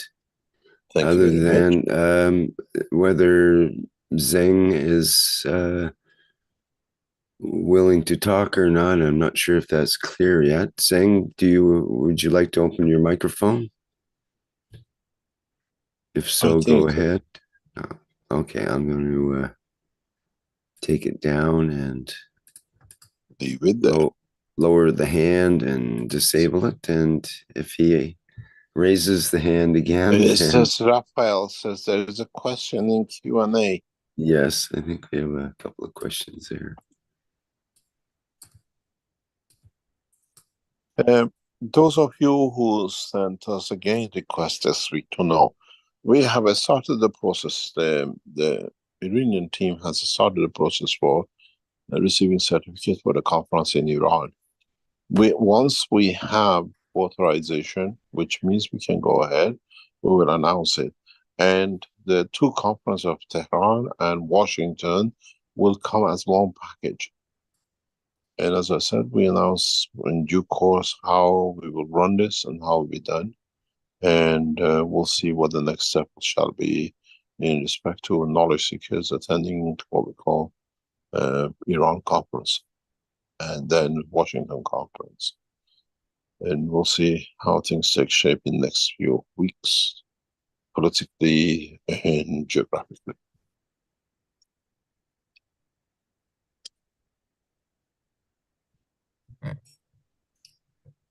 Okay, we have a hand up with Marinez. And we have several questions in the Q&A here as well. Marinez, would you like to go ahead, please? Get away fast, can we? Yes. Thank you. Thank you, Mr. Keshe. Good morning. My question is, can the plasma be created from the fields? Plasma is created from fields. The essence of the creation of plasma, the origin of it, is from fields. But it depends how you bend it and how you put them together. Because I thought there should be two to create a motion, like two rays. Yes, has to be two, but two of different strength. Two of different strength. Like, okay, so they create plasma. They don't need to be in opposite direction. Two different strengths will create their own balance, and then they decide how they move.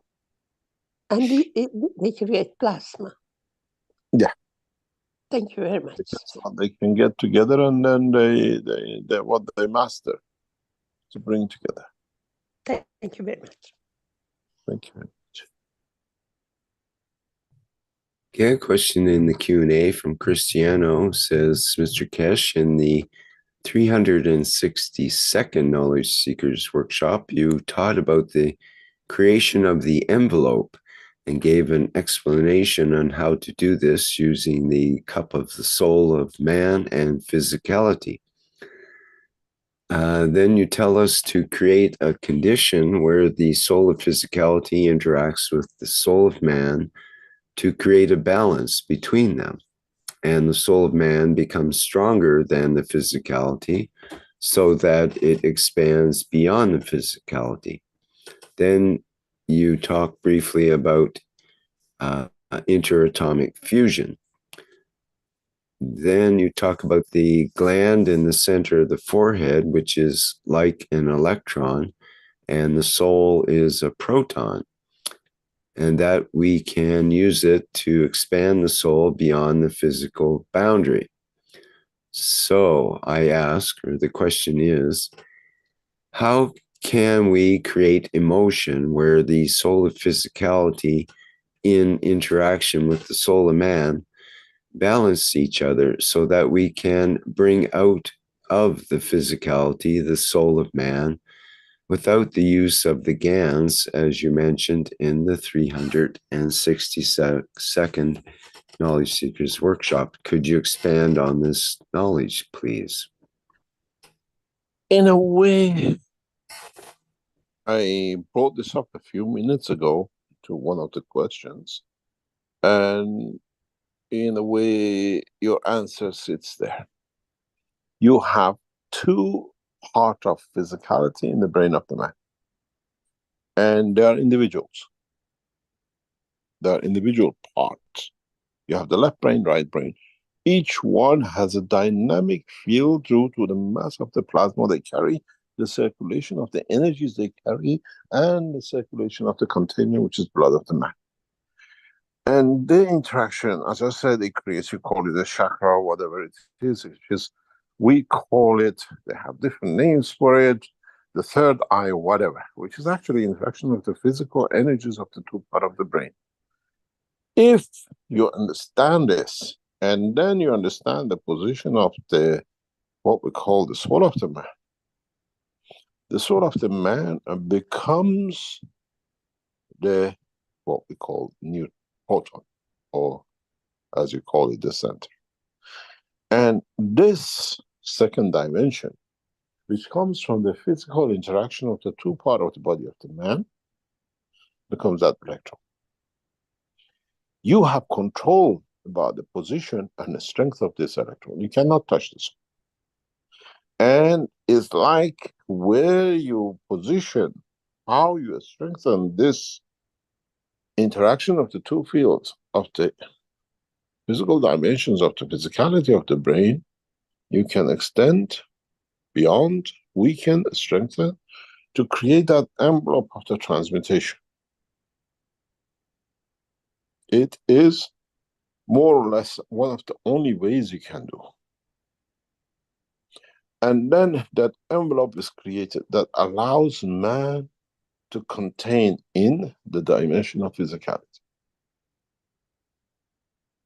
It needs a lot of understanding. It needs a lot of comprehension about the what you call dimension of the fields, balance fields between the two, what you call it, two sections of the physical brain of the man.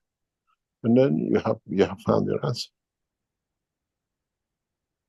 And that's why we mentioned in the teaching in the past. And this is part of, this is structure for creation of even the skull of the man.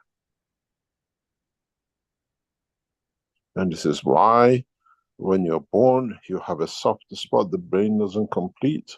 So this dimension adjusts, and the adjustment and position of the interaction of the two parts of the, what we call half energy of the physical brain of the man, dictates the behavior, dictates the shape, dictates the condition of interaction of the man, even in so many ways, your height and everything else. But we discuss this when the time is right. This is not time for it. And if you know how to use it, and if you know how to bring this energy punch into play, you can do a lot of things in respect to transmutation and everything else. And this is one of the reasons why in the process of the new transmutation, we bought the second headphones, because then we explain how this works in what we call rapidly helping with transmutation.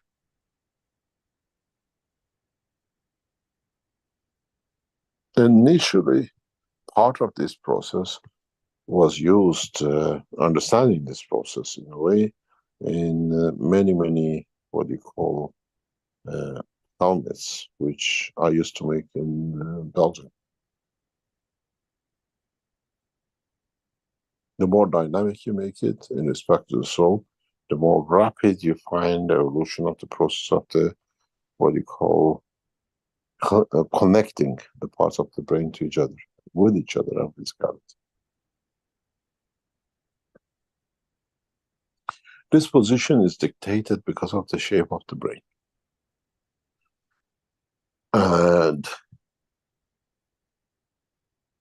the shape of the brain is dictated by the skull, which itself is dictated by interaction of the field of the soul with the environment you live in. And then that creates a behavior and emotion. And why some people are so emotional and some people are not, you can see it by the shape of the face of the body.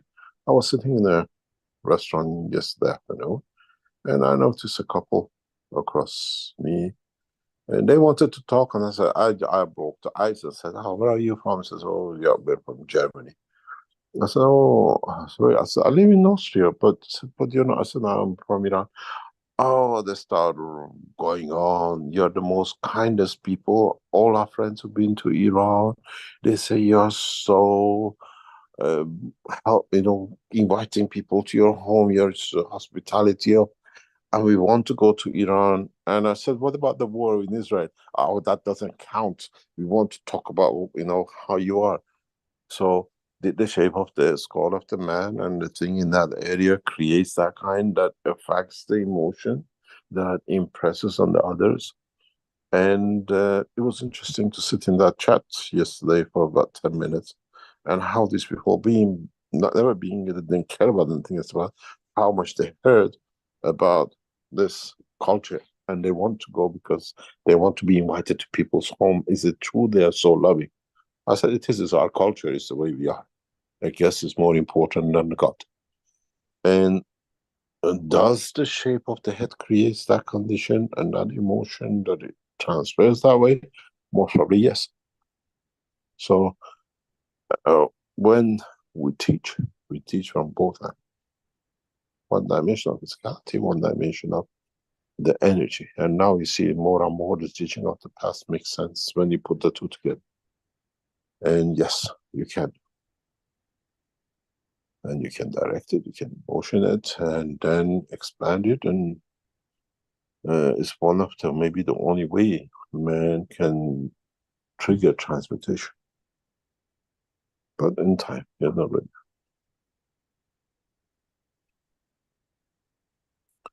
The reason some of you go into the system and immediately can go somewhere is because the headphones create that balance between the two sides of the physicality of the brain and the, what we call that third eye, you call it, or we call the, I call it the neutron of the soul, is created. And when it's created, it has to interact, is because the brain of the man is physically locked. So that position is physically locked. If your brain was two rotating dynamic cores, that point would have moved. We don't have a choice. It's inside it, the ganses, they're all trapped in the same condition. So that point is physically fixed. The soul of the man inside the brain is fixed. So now you got your atom, which is the physicality of the man. And then it has an emotional direction, and you can do a lot of things with it. And this is one of the reasons, as I said, many of you, we can see how in trials we've done over years with you, past 2 years, with all the system we watch, how you fall out and you're just not there. The minute you put the headphones on and you're there, we see the connection, because the balance of the energy between the two half of the brain allows that pinpoint to strengthen. And then if it does connects with the neutron or proton, which is in the center of the brain, which we call it the position of the soul, now you can go anywhere you like. You're a man of the universe. Any other question?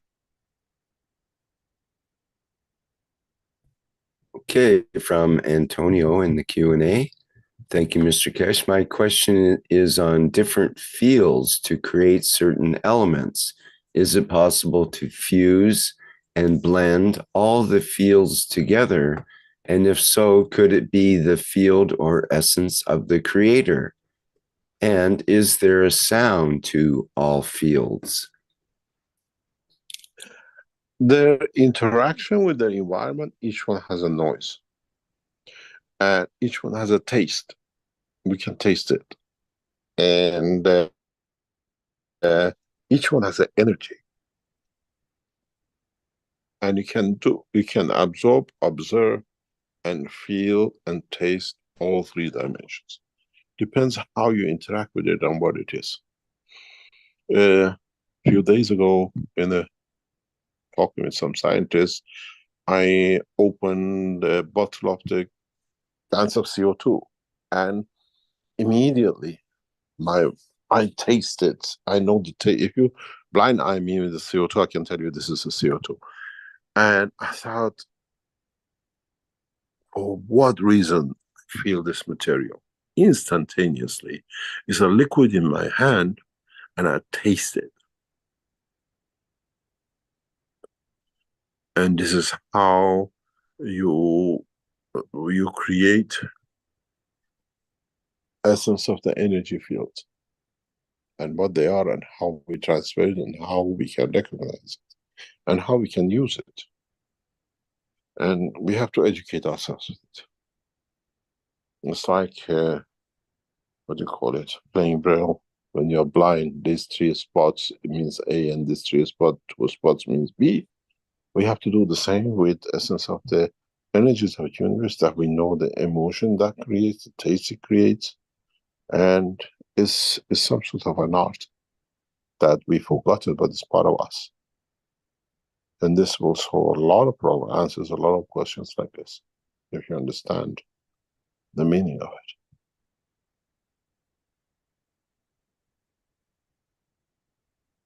it. Any other question? Well, Nikolai has a simple but direct question. What is love?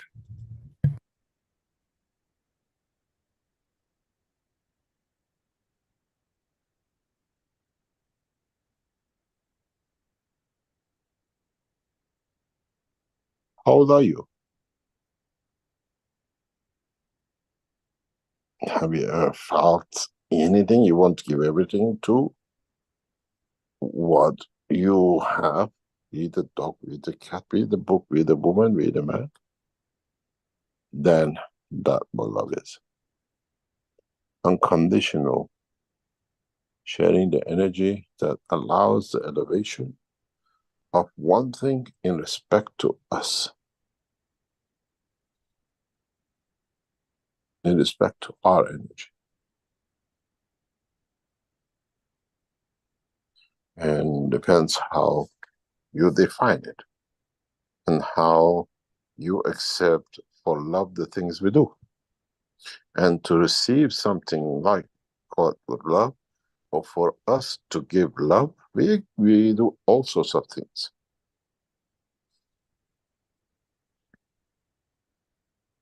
Man accepts everything to somebody, allow them to be receive more attention or whatever, or to give attention for other or some other.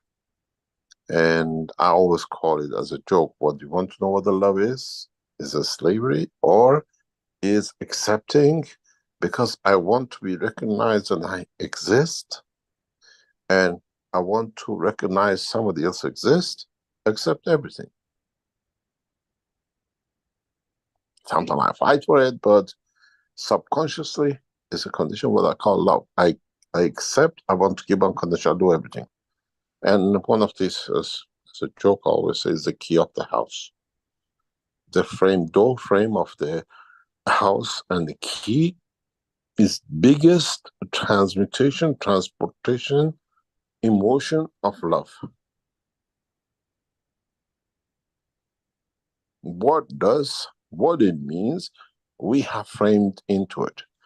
You're a prime minister. You are the head of an army. You're a road cleaner. You're a surgeon. You are whatever. And you carry this key in your pocket. Outside, before you put this key and go through this frame of what I call wanting to confirm existence and confirming to be higher than the others, or the one inside the other side of this door is higher than anybody else for you, you are all titles. People bend to you, they kill for you and everything. The minute you put the key into the door and you enter the house, the partner, man or woman or whatever, is ignorant, uneducated, the worst thing in the world. And you become a servant, you're a minister outside the other side of the key, on this side of the key, on this side of the frame, you don't understand anything. You have no knowledge, and the person inside, uneducated, has no mannerism, knows everything, and you accept all of it because you want to receive, or you want to give that I respect, or want to give you. That's what we call love. And there is no bigger measure of love in the psychological man, that frame of the door and the key to the house, and who's inside it and who's outside it goes in. And many of you understand exactly what I mean. You're doctors, you're professors, you married or live with the most illiterate one, with no education, with no mannerism. When you go home, you know nothing, they know everything, and you're absolutely nothing at all. But you want to confirm, you have emotion towards it, you call it. And if you understand that, you understand how we allow abuse to confirm we can give, or to confirm we can receive from that. And we get trapped into it with our physical life.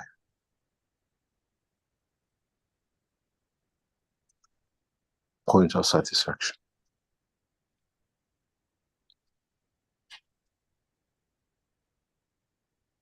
Any other question? From Achilles Tha in the Q&A, says, may I ask a question about the third book? It was written in the third book that God is part of the whole and a fraction of none. Does the word fraction here mean the ceremonial act of breaking the consecrated bread during the Eucharist rite in some Christian denominations? No. I didn't think It so. means a division. Good job you're still alive and they don't make these things. No, no, no way. It means the division.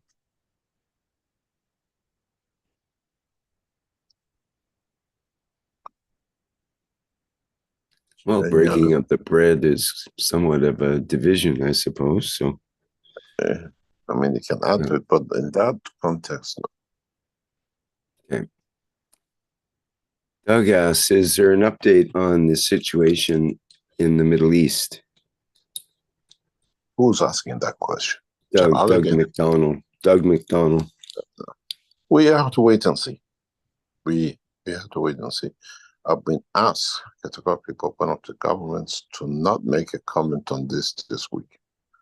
And I promise I will not make a comment. Because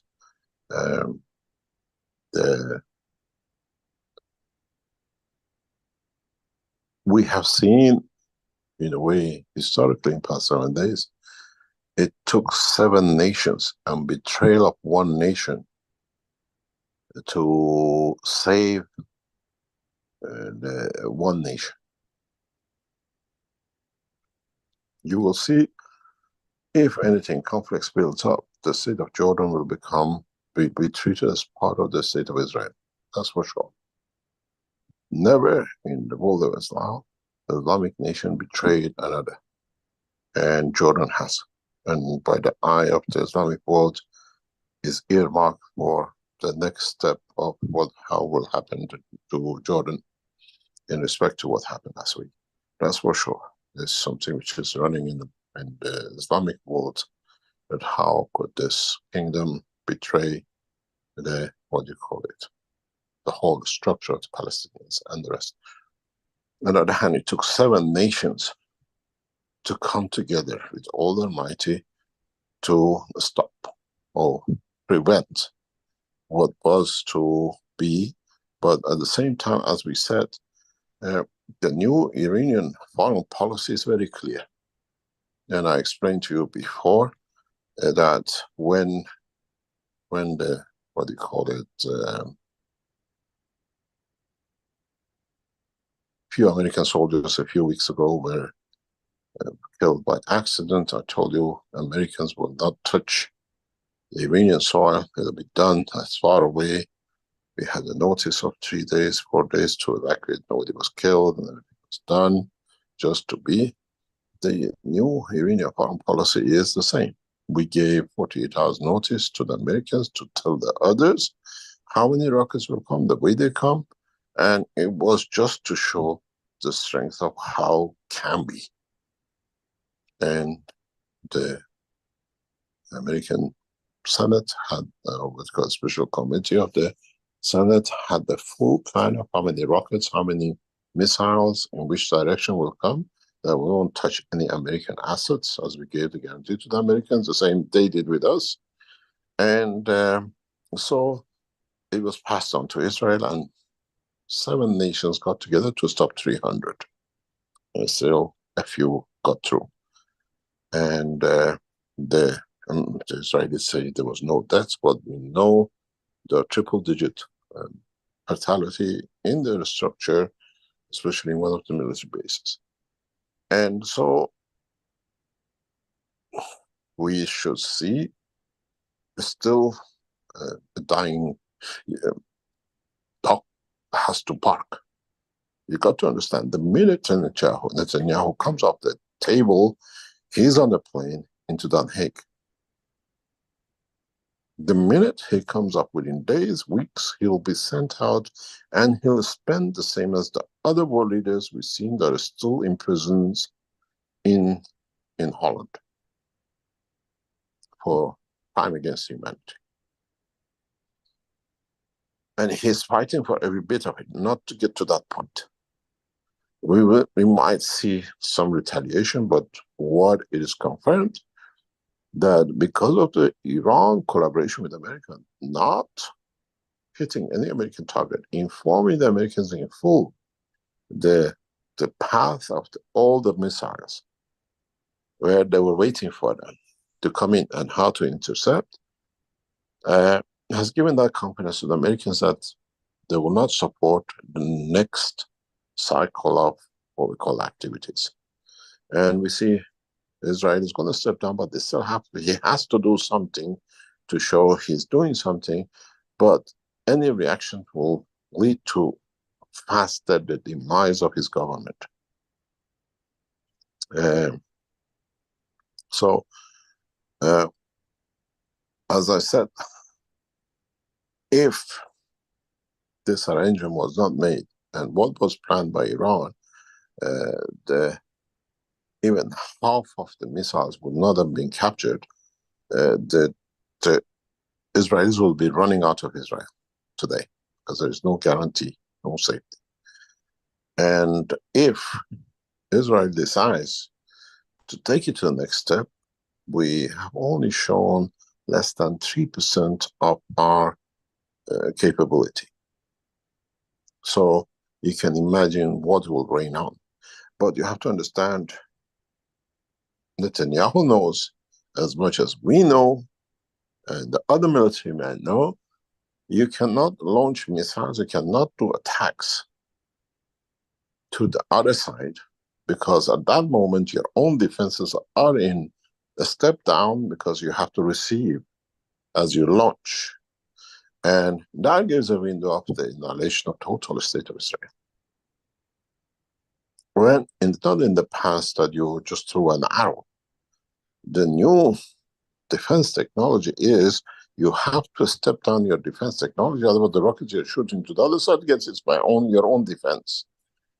And when you go into a prolonged interaction, some 20,000 missiles, plus the window is open. And then you have the what do you call it, the new game of no state.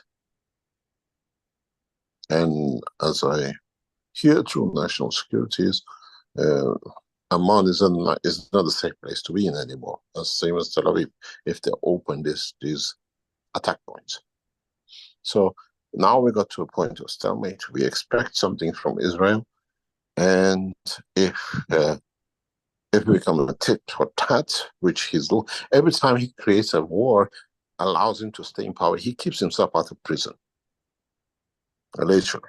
And some of the Israeli politicians and high-ranking people believe he'll commit suicide. He will not go to the process of being captured and taken to Den Haag. Is below him. By accident or something, he'll do something to himself. But now we have to see, because the biggest problem now is we see British again got involved. British Foreign Secretary, ex-Prime Minister, is in Jerusalem, stirring it up and announcing that there's going to be a retaliation because they are going to make a lot of money out of it. And then we understand. There's part of the Iran history that most of you don't know. I'm sure none of you know. Some 500 years ago, British brought Lebanese, and then they became religious people of Iran, and then they took over government of Iran. They literally run the kingdom. And these people are still in Iran. They are not Iranians. By no way.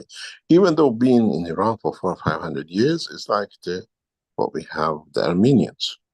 They are in Iran for nearly 1,000 years, 2,000 years, they are still Armenians. And these are on the seat of the governing of the Iran today. They are not Iranian origin, and it's very easy to know them. They all carry the name of Ayatollah, and their name connects to a village or a city they come from. This is the way we recognize them. Because 100 years ago, 150 years ago, the people went after them to get rid of them, to cover themselves, and they know each other. They change their name to Iranian name, and then the key was, it's like you have in German, you know, certain names are, or in Scotland, certain names are so breeds or whatever. These are that way, and they have certain behaviors. And then you know they're Lebanese, they're not Iranians. And All the ruling Ayatollah of Iran are not Iranians. They carry, like, when you say Rafsanjani, it means he came from Rafsanjan, which is a district of Iran. That's how they recognize each other. And the second rule with them is that they never marry their daughters outside except to another Ayatollah's son. That's the rule. This is the tradition in Lebanon, and the Jewish family with the bloodline goes through the daughter. Where in Islam goes through the son. So we have this conflict, and that's why you see Iran is so powerful in Hamas, in Lebanon, and the rest of it, because they're interconnected through history and through connection of blood. And we have this group, which are part of the Middle Eastern Palestinian group, which have now become, after 500 years, again in control of Iran. Ayatollah Khamenei came from Khomeini, Ayatollah blah blah. This is how we recognize them in the culture of Iran. And that's why, like me, I'm Keshe. I come from a village, my grandfather, which is connected to this. In Chinese, you have the others. But the other distinction, which and only happens in Ayatollahs, is they give their daughter to another Ayatollah's son to keep the tradition, the blood of Lebanese in the culture, and they look after their son, they bring each other up. And that's why they're all in power.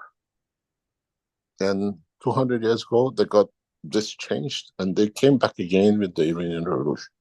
So the people don't understand why Iran has got such a strong connection to Hamas or the others, because they're all brothers. They are not Iranians. They are blood from Lebanon, not from that area. So they're helping their brethren. They're not helping Iran. But they've been brought up in the structure of Iranians. We have the same with the Armenians. Armenians are Armenians, but they speak their own language and they only marry inside each other. So you have to understand the culture of Iran and how this structure works. And then you understand why Iran is highly involved. These people are highly involved with the Lebanese, with the Syrians, because they are ancestrally coming from there. They just taken the Iranian name by the village or the district they got. And the prime sign is, look at their children, how they marry. This is one of them. And they have a couple of other signs. If you are deep enough in Iran history, you know who they are and how they are.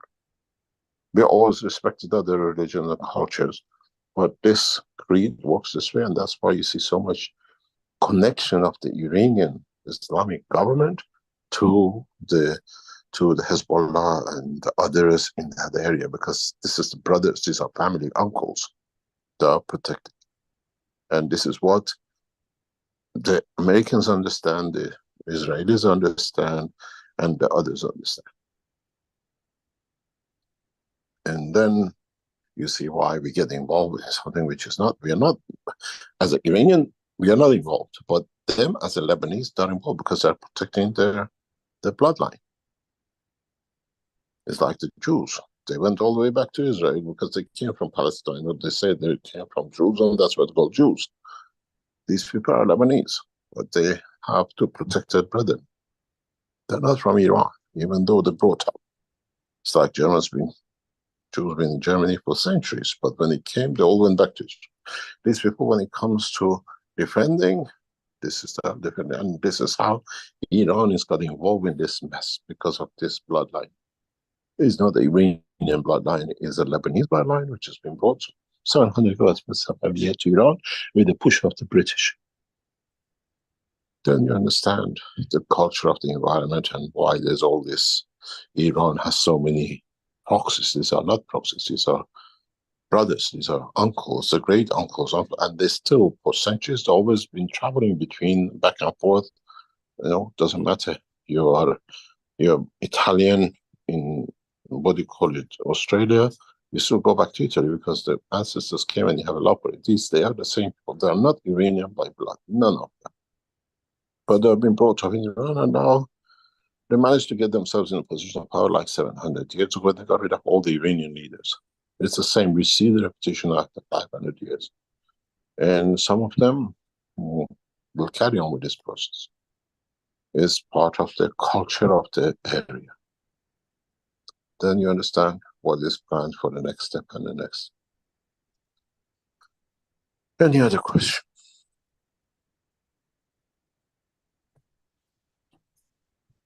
We have a couple of more questions, Mr. Keshe. We have Antonio in the Q&A who says, Mr. Keshe, the stronger strength of hatred and say the weaker strength of love, would this automatically be balanced, or would the love field become more dominant? Thank you again for bringing the world closer to peace. It depends. It depends. It's very much like if you go to the extreme of alkaline, you become acidic, a weak acidic. And if you go to the extreme of acidic, you become alkaline. The strength in one starts the beginning of the, what do you call it, weakness in the other. That's how they connect. And because the fractional residue of the weakest state is the beginning of the line of the stronger. And this is how it works. And this is how do you want to connect it? Alkaline to acidic, love to hate. And our body creates the fields in that dimension and direction.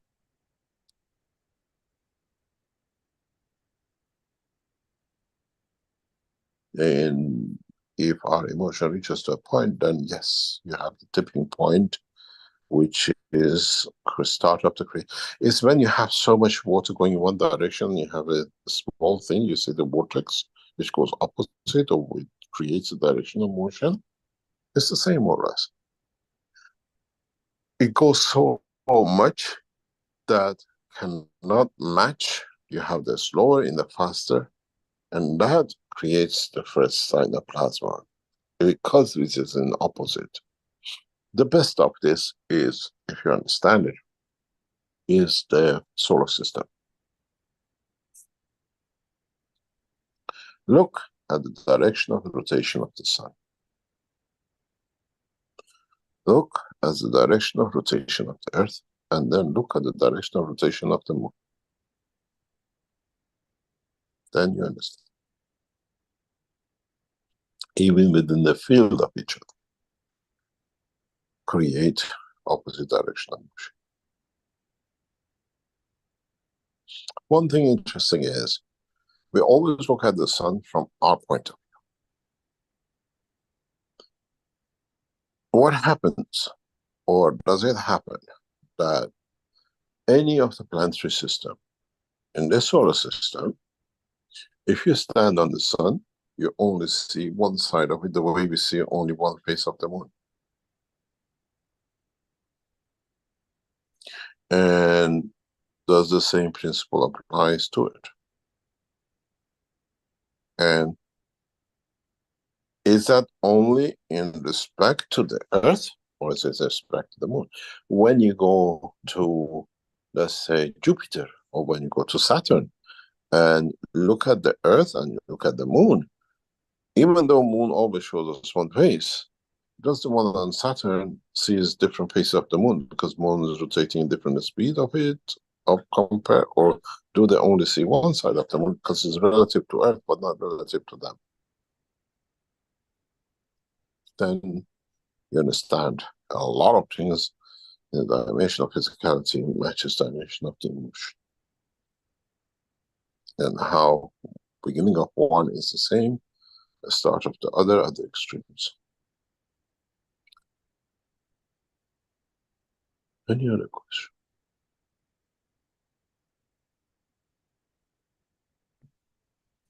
Just one more that I can see from Peng Scott. Peter in YouTube, who says, how many teachers are there like Mr. Keshe in the universe at this moment teaching the knowledge of the creation?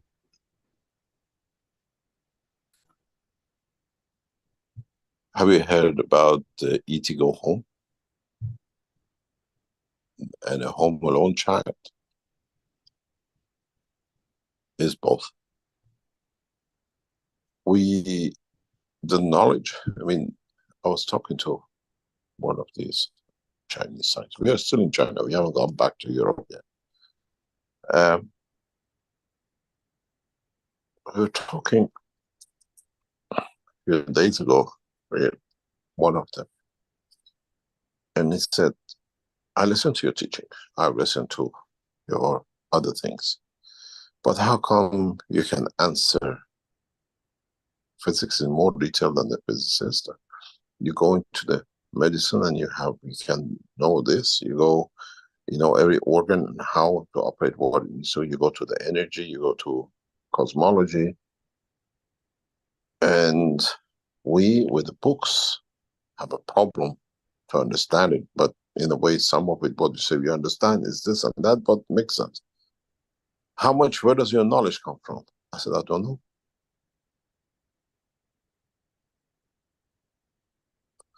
This is a knowledge of creation. And we are just the teachers. And in the body of the man at this time, a point and what we call place. And as I said, our thinking in the dimension of the soul of the emotion of the man is shared by the universe, but man only hears the voice of the man because he hasn't learned to listen to it. If you listen to the voice of the man and to the soul of the man, you'll see it's exactly the same message. So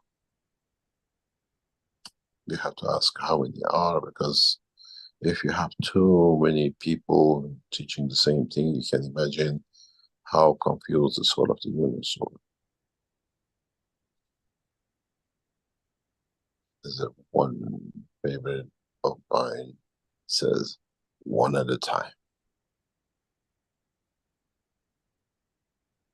And if you put two pieces in front, one at a time, then that should answer. Any other question?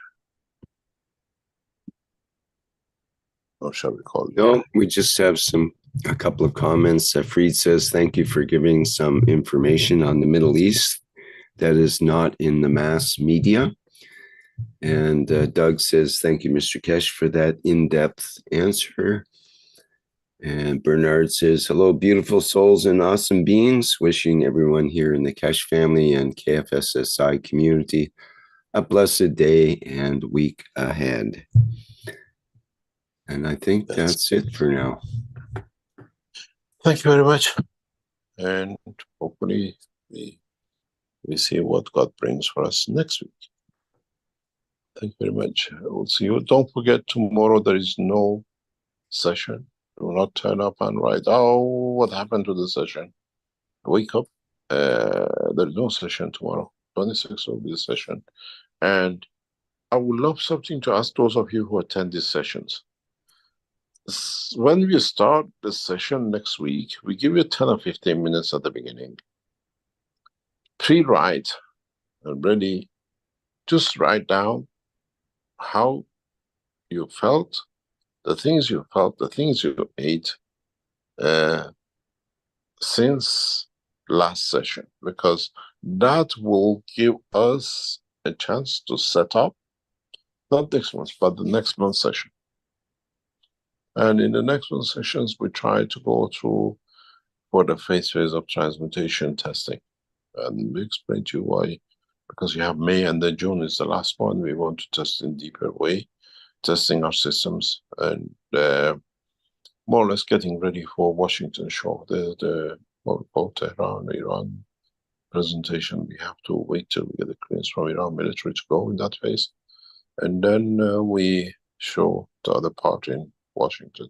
Most of the work we do now in next 2 or 3 months is for the transmutation session to be shown in the United States. Thank you very much and see you next week. Okay, very good. Thank you very much, Mr. Keshe, for another Knowledge Seekers Workshop number 534 here today on Thursday, April 18th, 2024. Our next public teaching workshop will be the One Planet, One Nation, One Race for Justice and World Peace. And that will be on Tuesday, April 23rd, starting at the 4 p.m. Central European Summertime. And that's with members of the Universal Council and support members of the Universal Council, and everyone of the public is welcome to attend that. Okay, I think that's it for now. Thank you everybody for attending today's workshop, and thank you for your questions and comments. Jalal has a hand up, and Bernard, but I think we're done for now, guys. So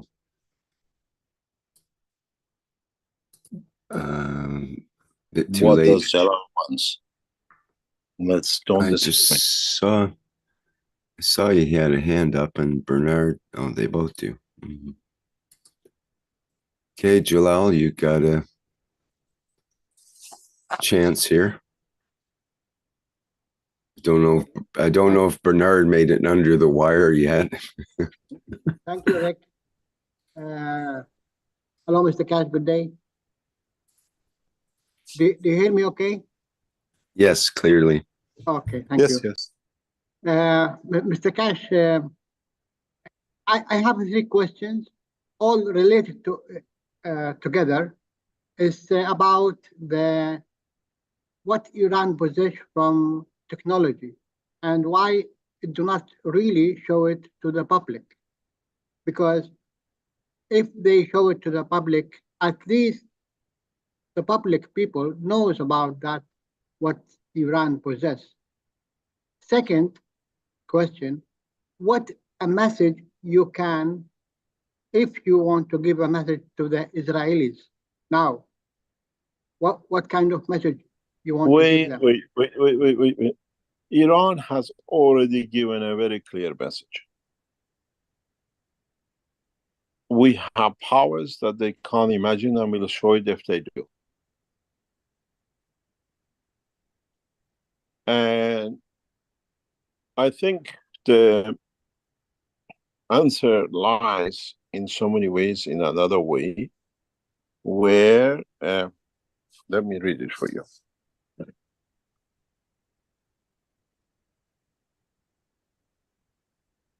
This is the communication by the Minister of Defense of Al Jazeera as a nation. He says Iran would have not touched Israel or Pakistan, 2 nuclear power, if it did not possess nuclear power.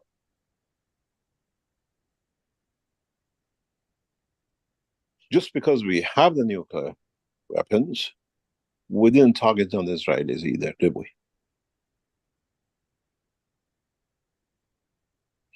We are holding in excess of 30 nuclear warheads active. Iran is the only nation which has hypersonic Mach 29. We don't have even technology to detect it, let alone intercept it. In the arsenal of defense and technology, we are so ahead. We don't show, we don't need to show. We just show if we want to do what we do. If you go back to the teaching a few weeks ago, there is a debate on if Iran is nuclear weapon. The answer was given, yes, we are. We are heavily nuclear weapon. It's a national assets, is not made for war, is there for deterrent. And then if you understand this, you understand why the Americans and the Iranians work so close. Americans know the technologies we possess, and part of this situation is the agreement reached in the background that Iran will give to the American scientists access to some of the technologies which they are dying to have hold of. Americans are not just playing games of sitting there and not doing anything. There is a policy, there is a diplomacy, and we have given undertaking that some of the new technologies of Iran will be shared with the American government. They need it if they want to stand the rapid progress development for China. There's a bigger game than is on the table.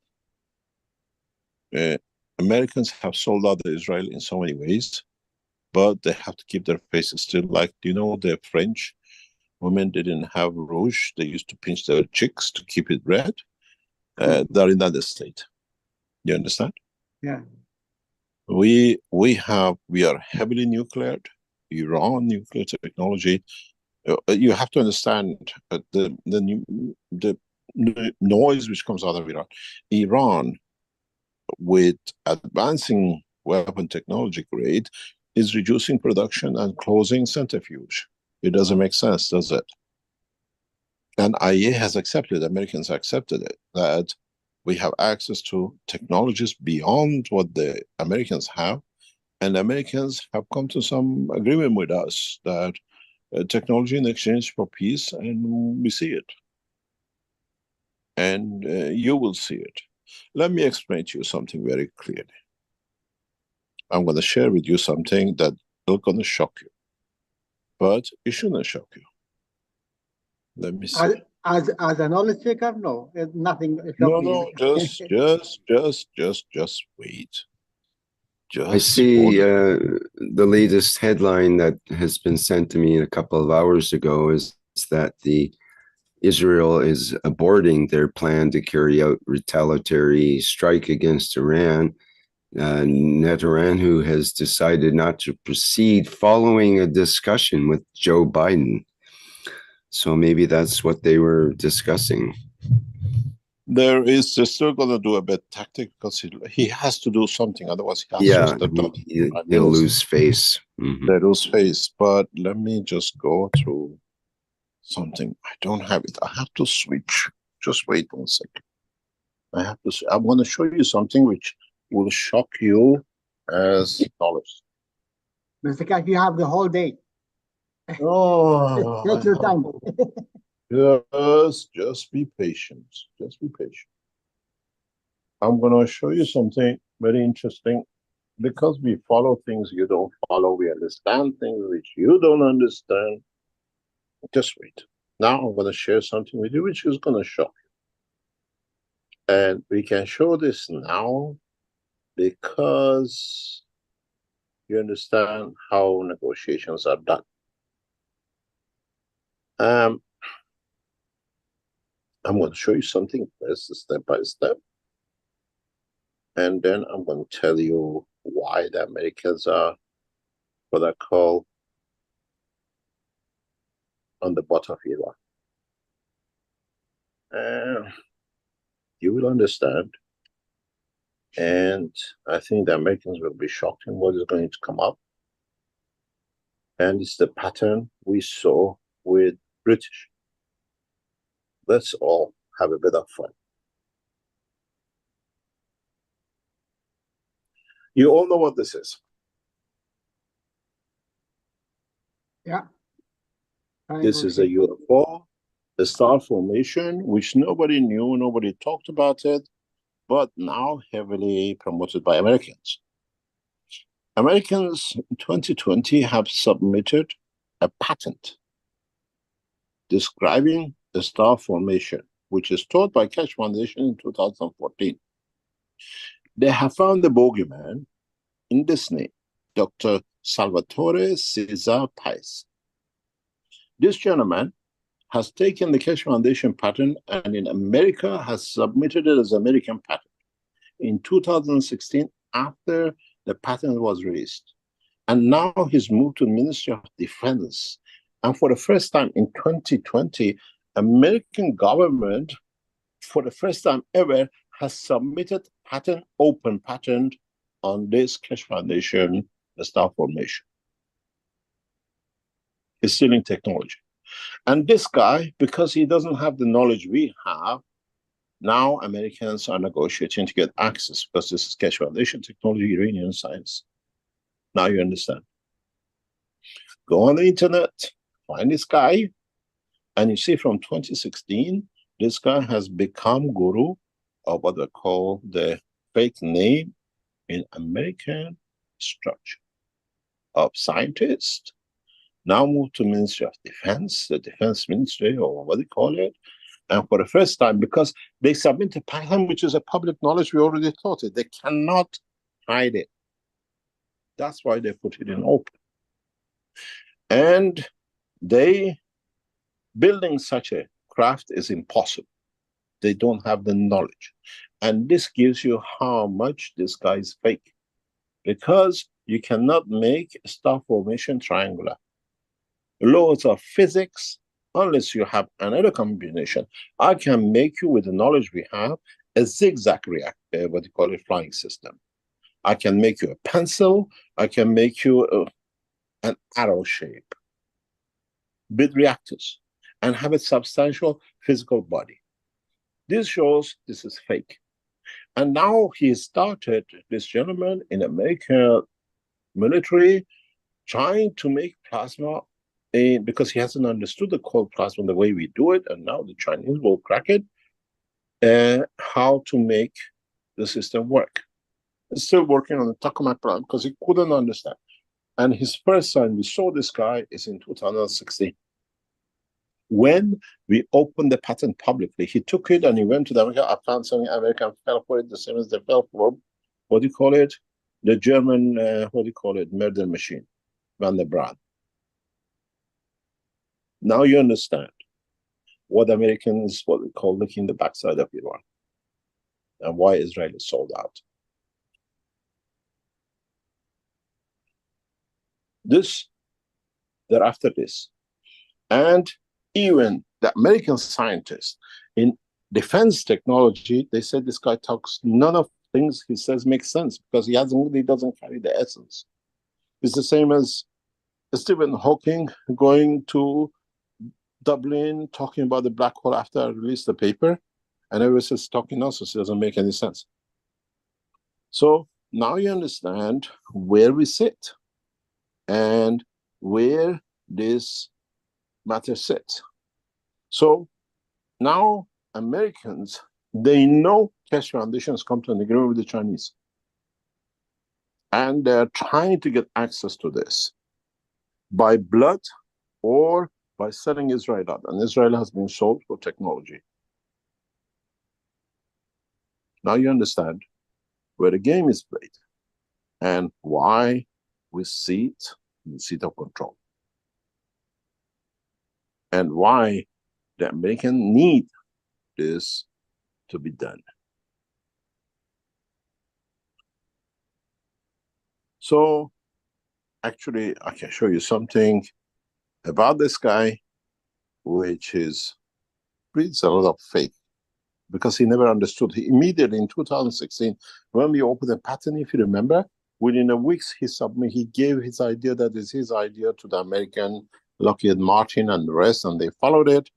And for the first time, American Defense Ministry, as you call it, has opened the secret patent submission open, because it won't be approved. It's already a star formation has been released by Keshe Foundation, knowledge secret tested in 2014 in public teaching.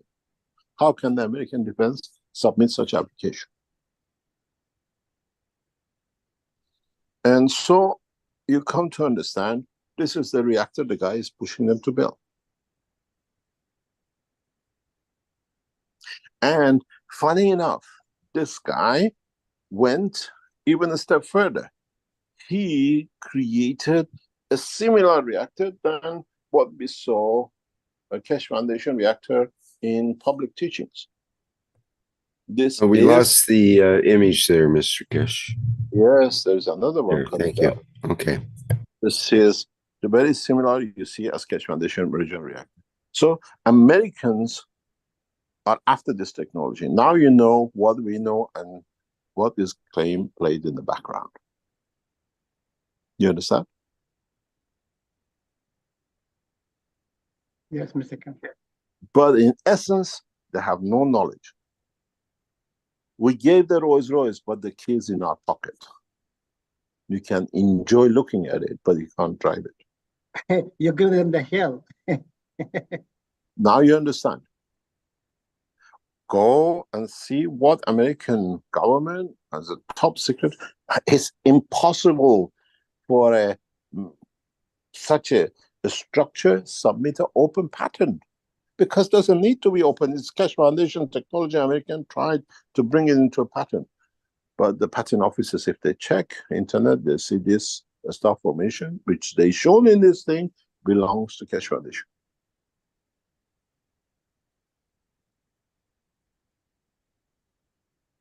And then there's more. We keep quiet. We keep, as they say, our mouth shut. And we laugh at the behavior, childish behavior of the, what you call, the children.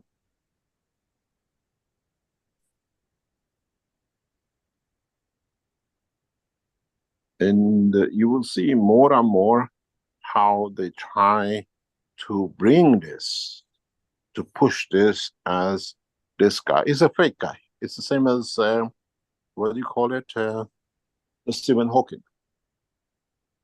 And the American and Lockheed Martin haven't realized he pulled a fast one on them. And the pictures and things I show you is in public domain. You don't need to go anywhere, that you can all check on it. We got another fake bogey, but he doesn't know what to do, and you see the things they're trying to do. And now, you know, American government is talking to the wrong people even inside the Iranian government.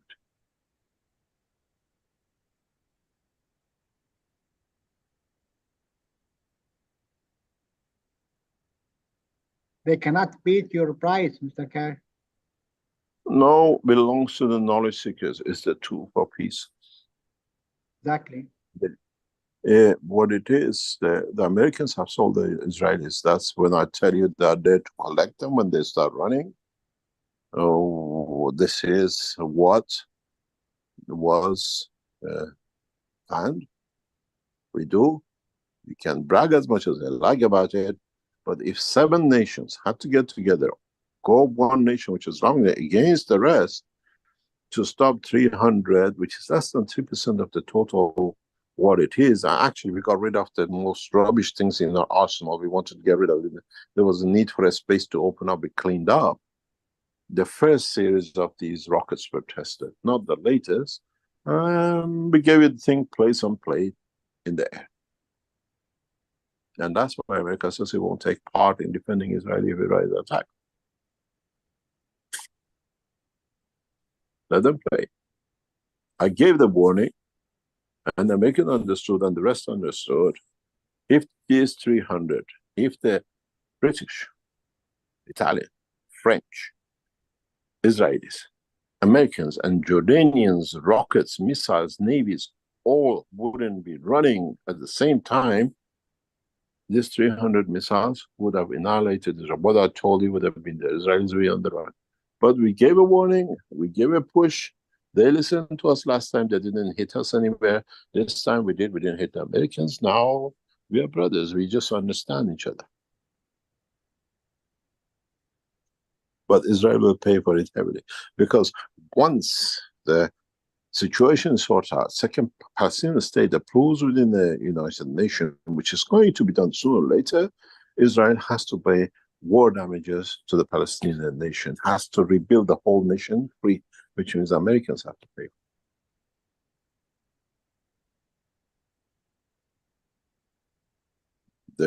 The discussion is much deeper. I don't want to go into it, but you will see this. And as I said, the technology in exchange for peace, we see the sign of it today. I've shown you how that peace is achieved. We had to do what it had to be done. We get rid of some of the rubbish rockets, things were there, the first generation. You make a lot of mistake in it, so it's gone.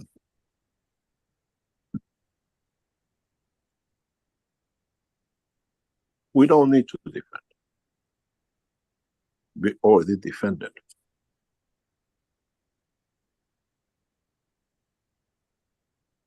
With technology, understanding, and peaceful way to do it.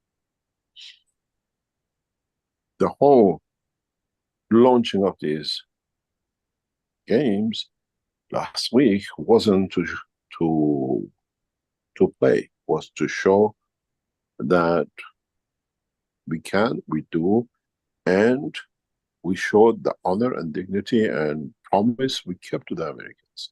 Go on the internet.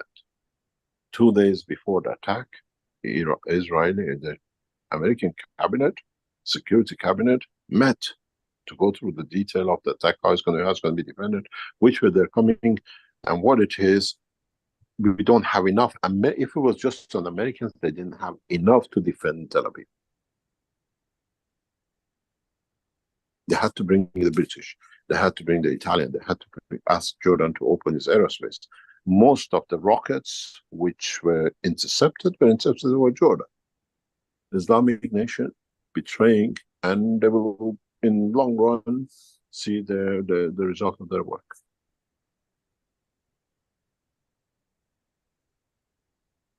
Without Jordan opening the aerospace and allowing rockets to be fired from his anti-missiles from his ground, half of the missile would have been inside. But it's all the arrangement which was made and done. But it was the wrong way for Jordan to open the door that way. The stuff comes different way of agreeing with the arrangement somewhere else. But in a way, we are a state of peace. We said, we got to see what this crazy guy does. He has to create another position of attack. He has to. The day he stops, he'll be taken back to the thing.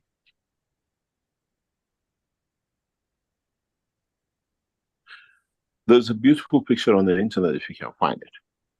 When he was deposed as a prime minister and he went through Tel Aviv airport, he was treated deliberately by the staff of the Israeli airport in Tel Aviv as an ordinary man.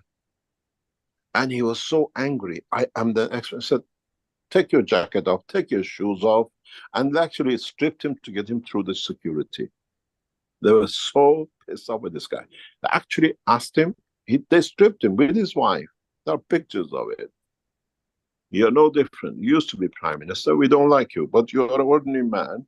And he actually had to go through like a normal people. And this time they treat him worse because he killed many Israelis. And we'll see. Thank you, Mr. Keshe. All what we are seeking for stopping this bloodshed. At the moment, we have one crazy man who sits on a seat that nobody knows how to get him off the seat. And the Americans have got, they're hoping with this new situation, they access some new technologies, at the same time, don't take it to the next phase, but this time, instead of British taking all the loot, Americans are taking all the loot, which is technology and peace and a lot of other things with it. Anyway, thank you very much, Jalal. Shall we call it a day? Thank you, Mr. Keshe. Thank you indeed. Thank you. Do you think you could address Bernard here, who's can you go ahead? Hello, Bernard? hello. Can you hear me? Yes, for you. Yes. Thank you. Yes, I got your email there last week, Rick. I'll reply to you tonight, and that I got the email to email info at keshe.foundation to set up the interview with Mr. Keshe in the coming weeks. Is that correct? We talked. I came on about a month ago. Yeah, you talked about having an interview with the Send it to Advanced info at Propulsion Group. And so. Okay. Yeah, you gotta send it to info at keshe.foundation, and then they decide it's there. Okay, perfect. And then very interesting what you're saying about Salvatore Pais. I've actually interviewed him myself personally, and I found that he seems like he just doesn't really know what he's talking about. He just goes in circles and doesn't have much substance when it comes to anything scientific. We know that. Yeah, I gonna have to look further into it and connect the star, or it's the star system Star formation. formation. Is the American Defense has submitted, I think it's July or something. I don't know the date exactly, but I mean it's the first time ever American Defense has submitted, Yeah, and they're I know open about that. it. I'll have to take a look and then show the blatant theft or where it's taking from what you've already released. Yep. Thank you very much. Thank you, And sir. thank you indeed. Thank you indeed. Thank you very much, Rick. Let's talk and we'll see. Okay, thank you, Mr. Keshe. Thank you very much. Thank you for that additional, the addition to our workshop here. I thought we had closed, but that was some good information that came out, I believe.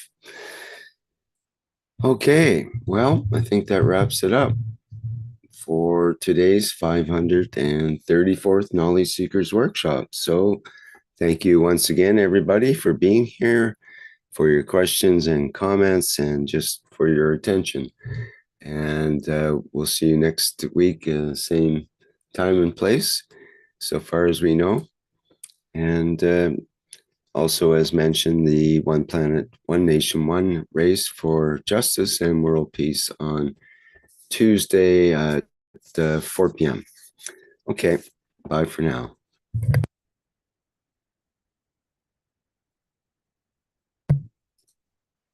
We go out with our usual flight enhancement spaceship unit. And thanks to Jedi Simon for our background image today as well. Bye-bye.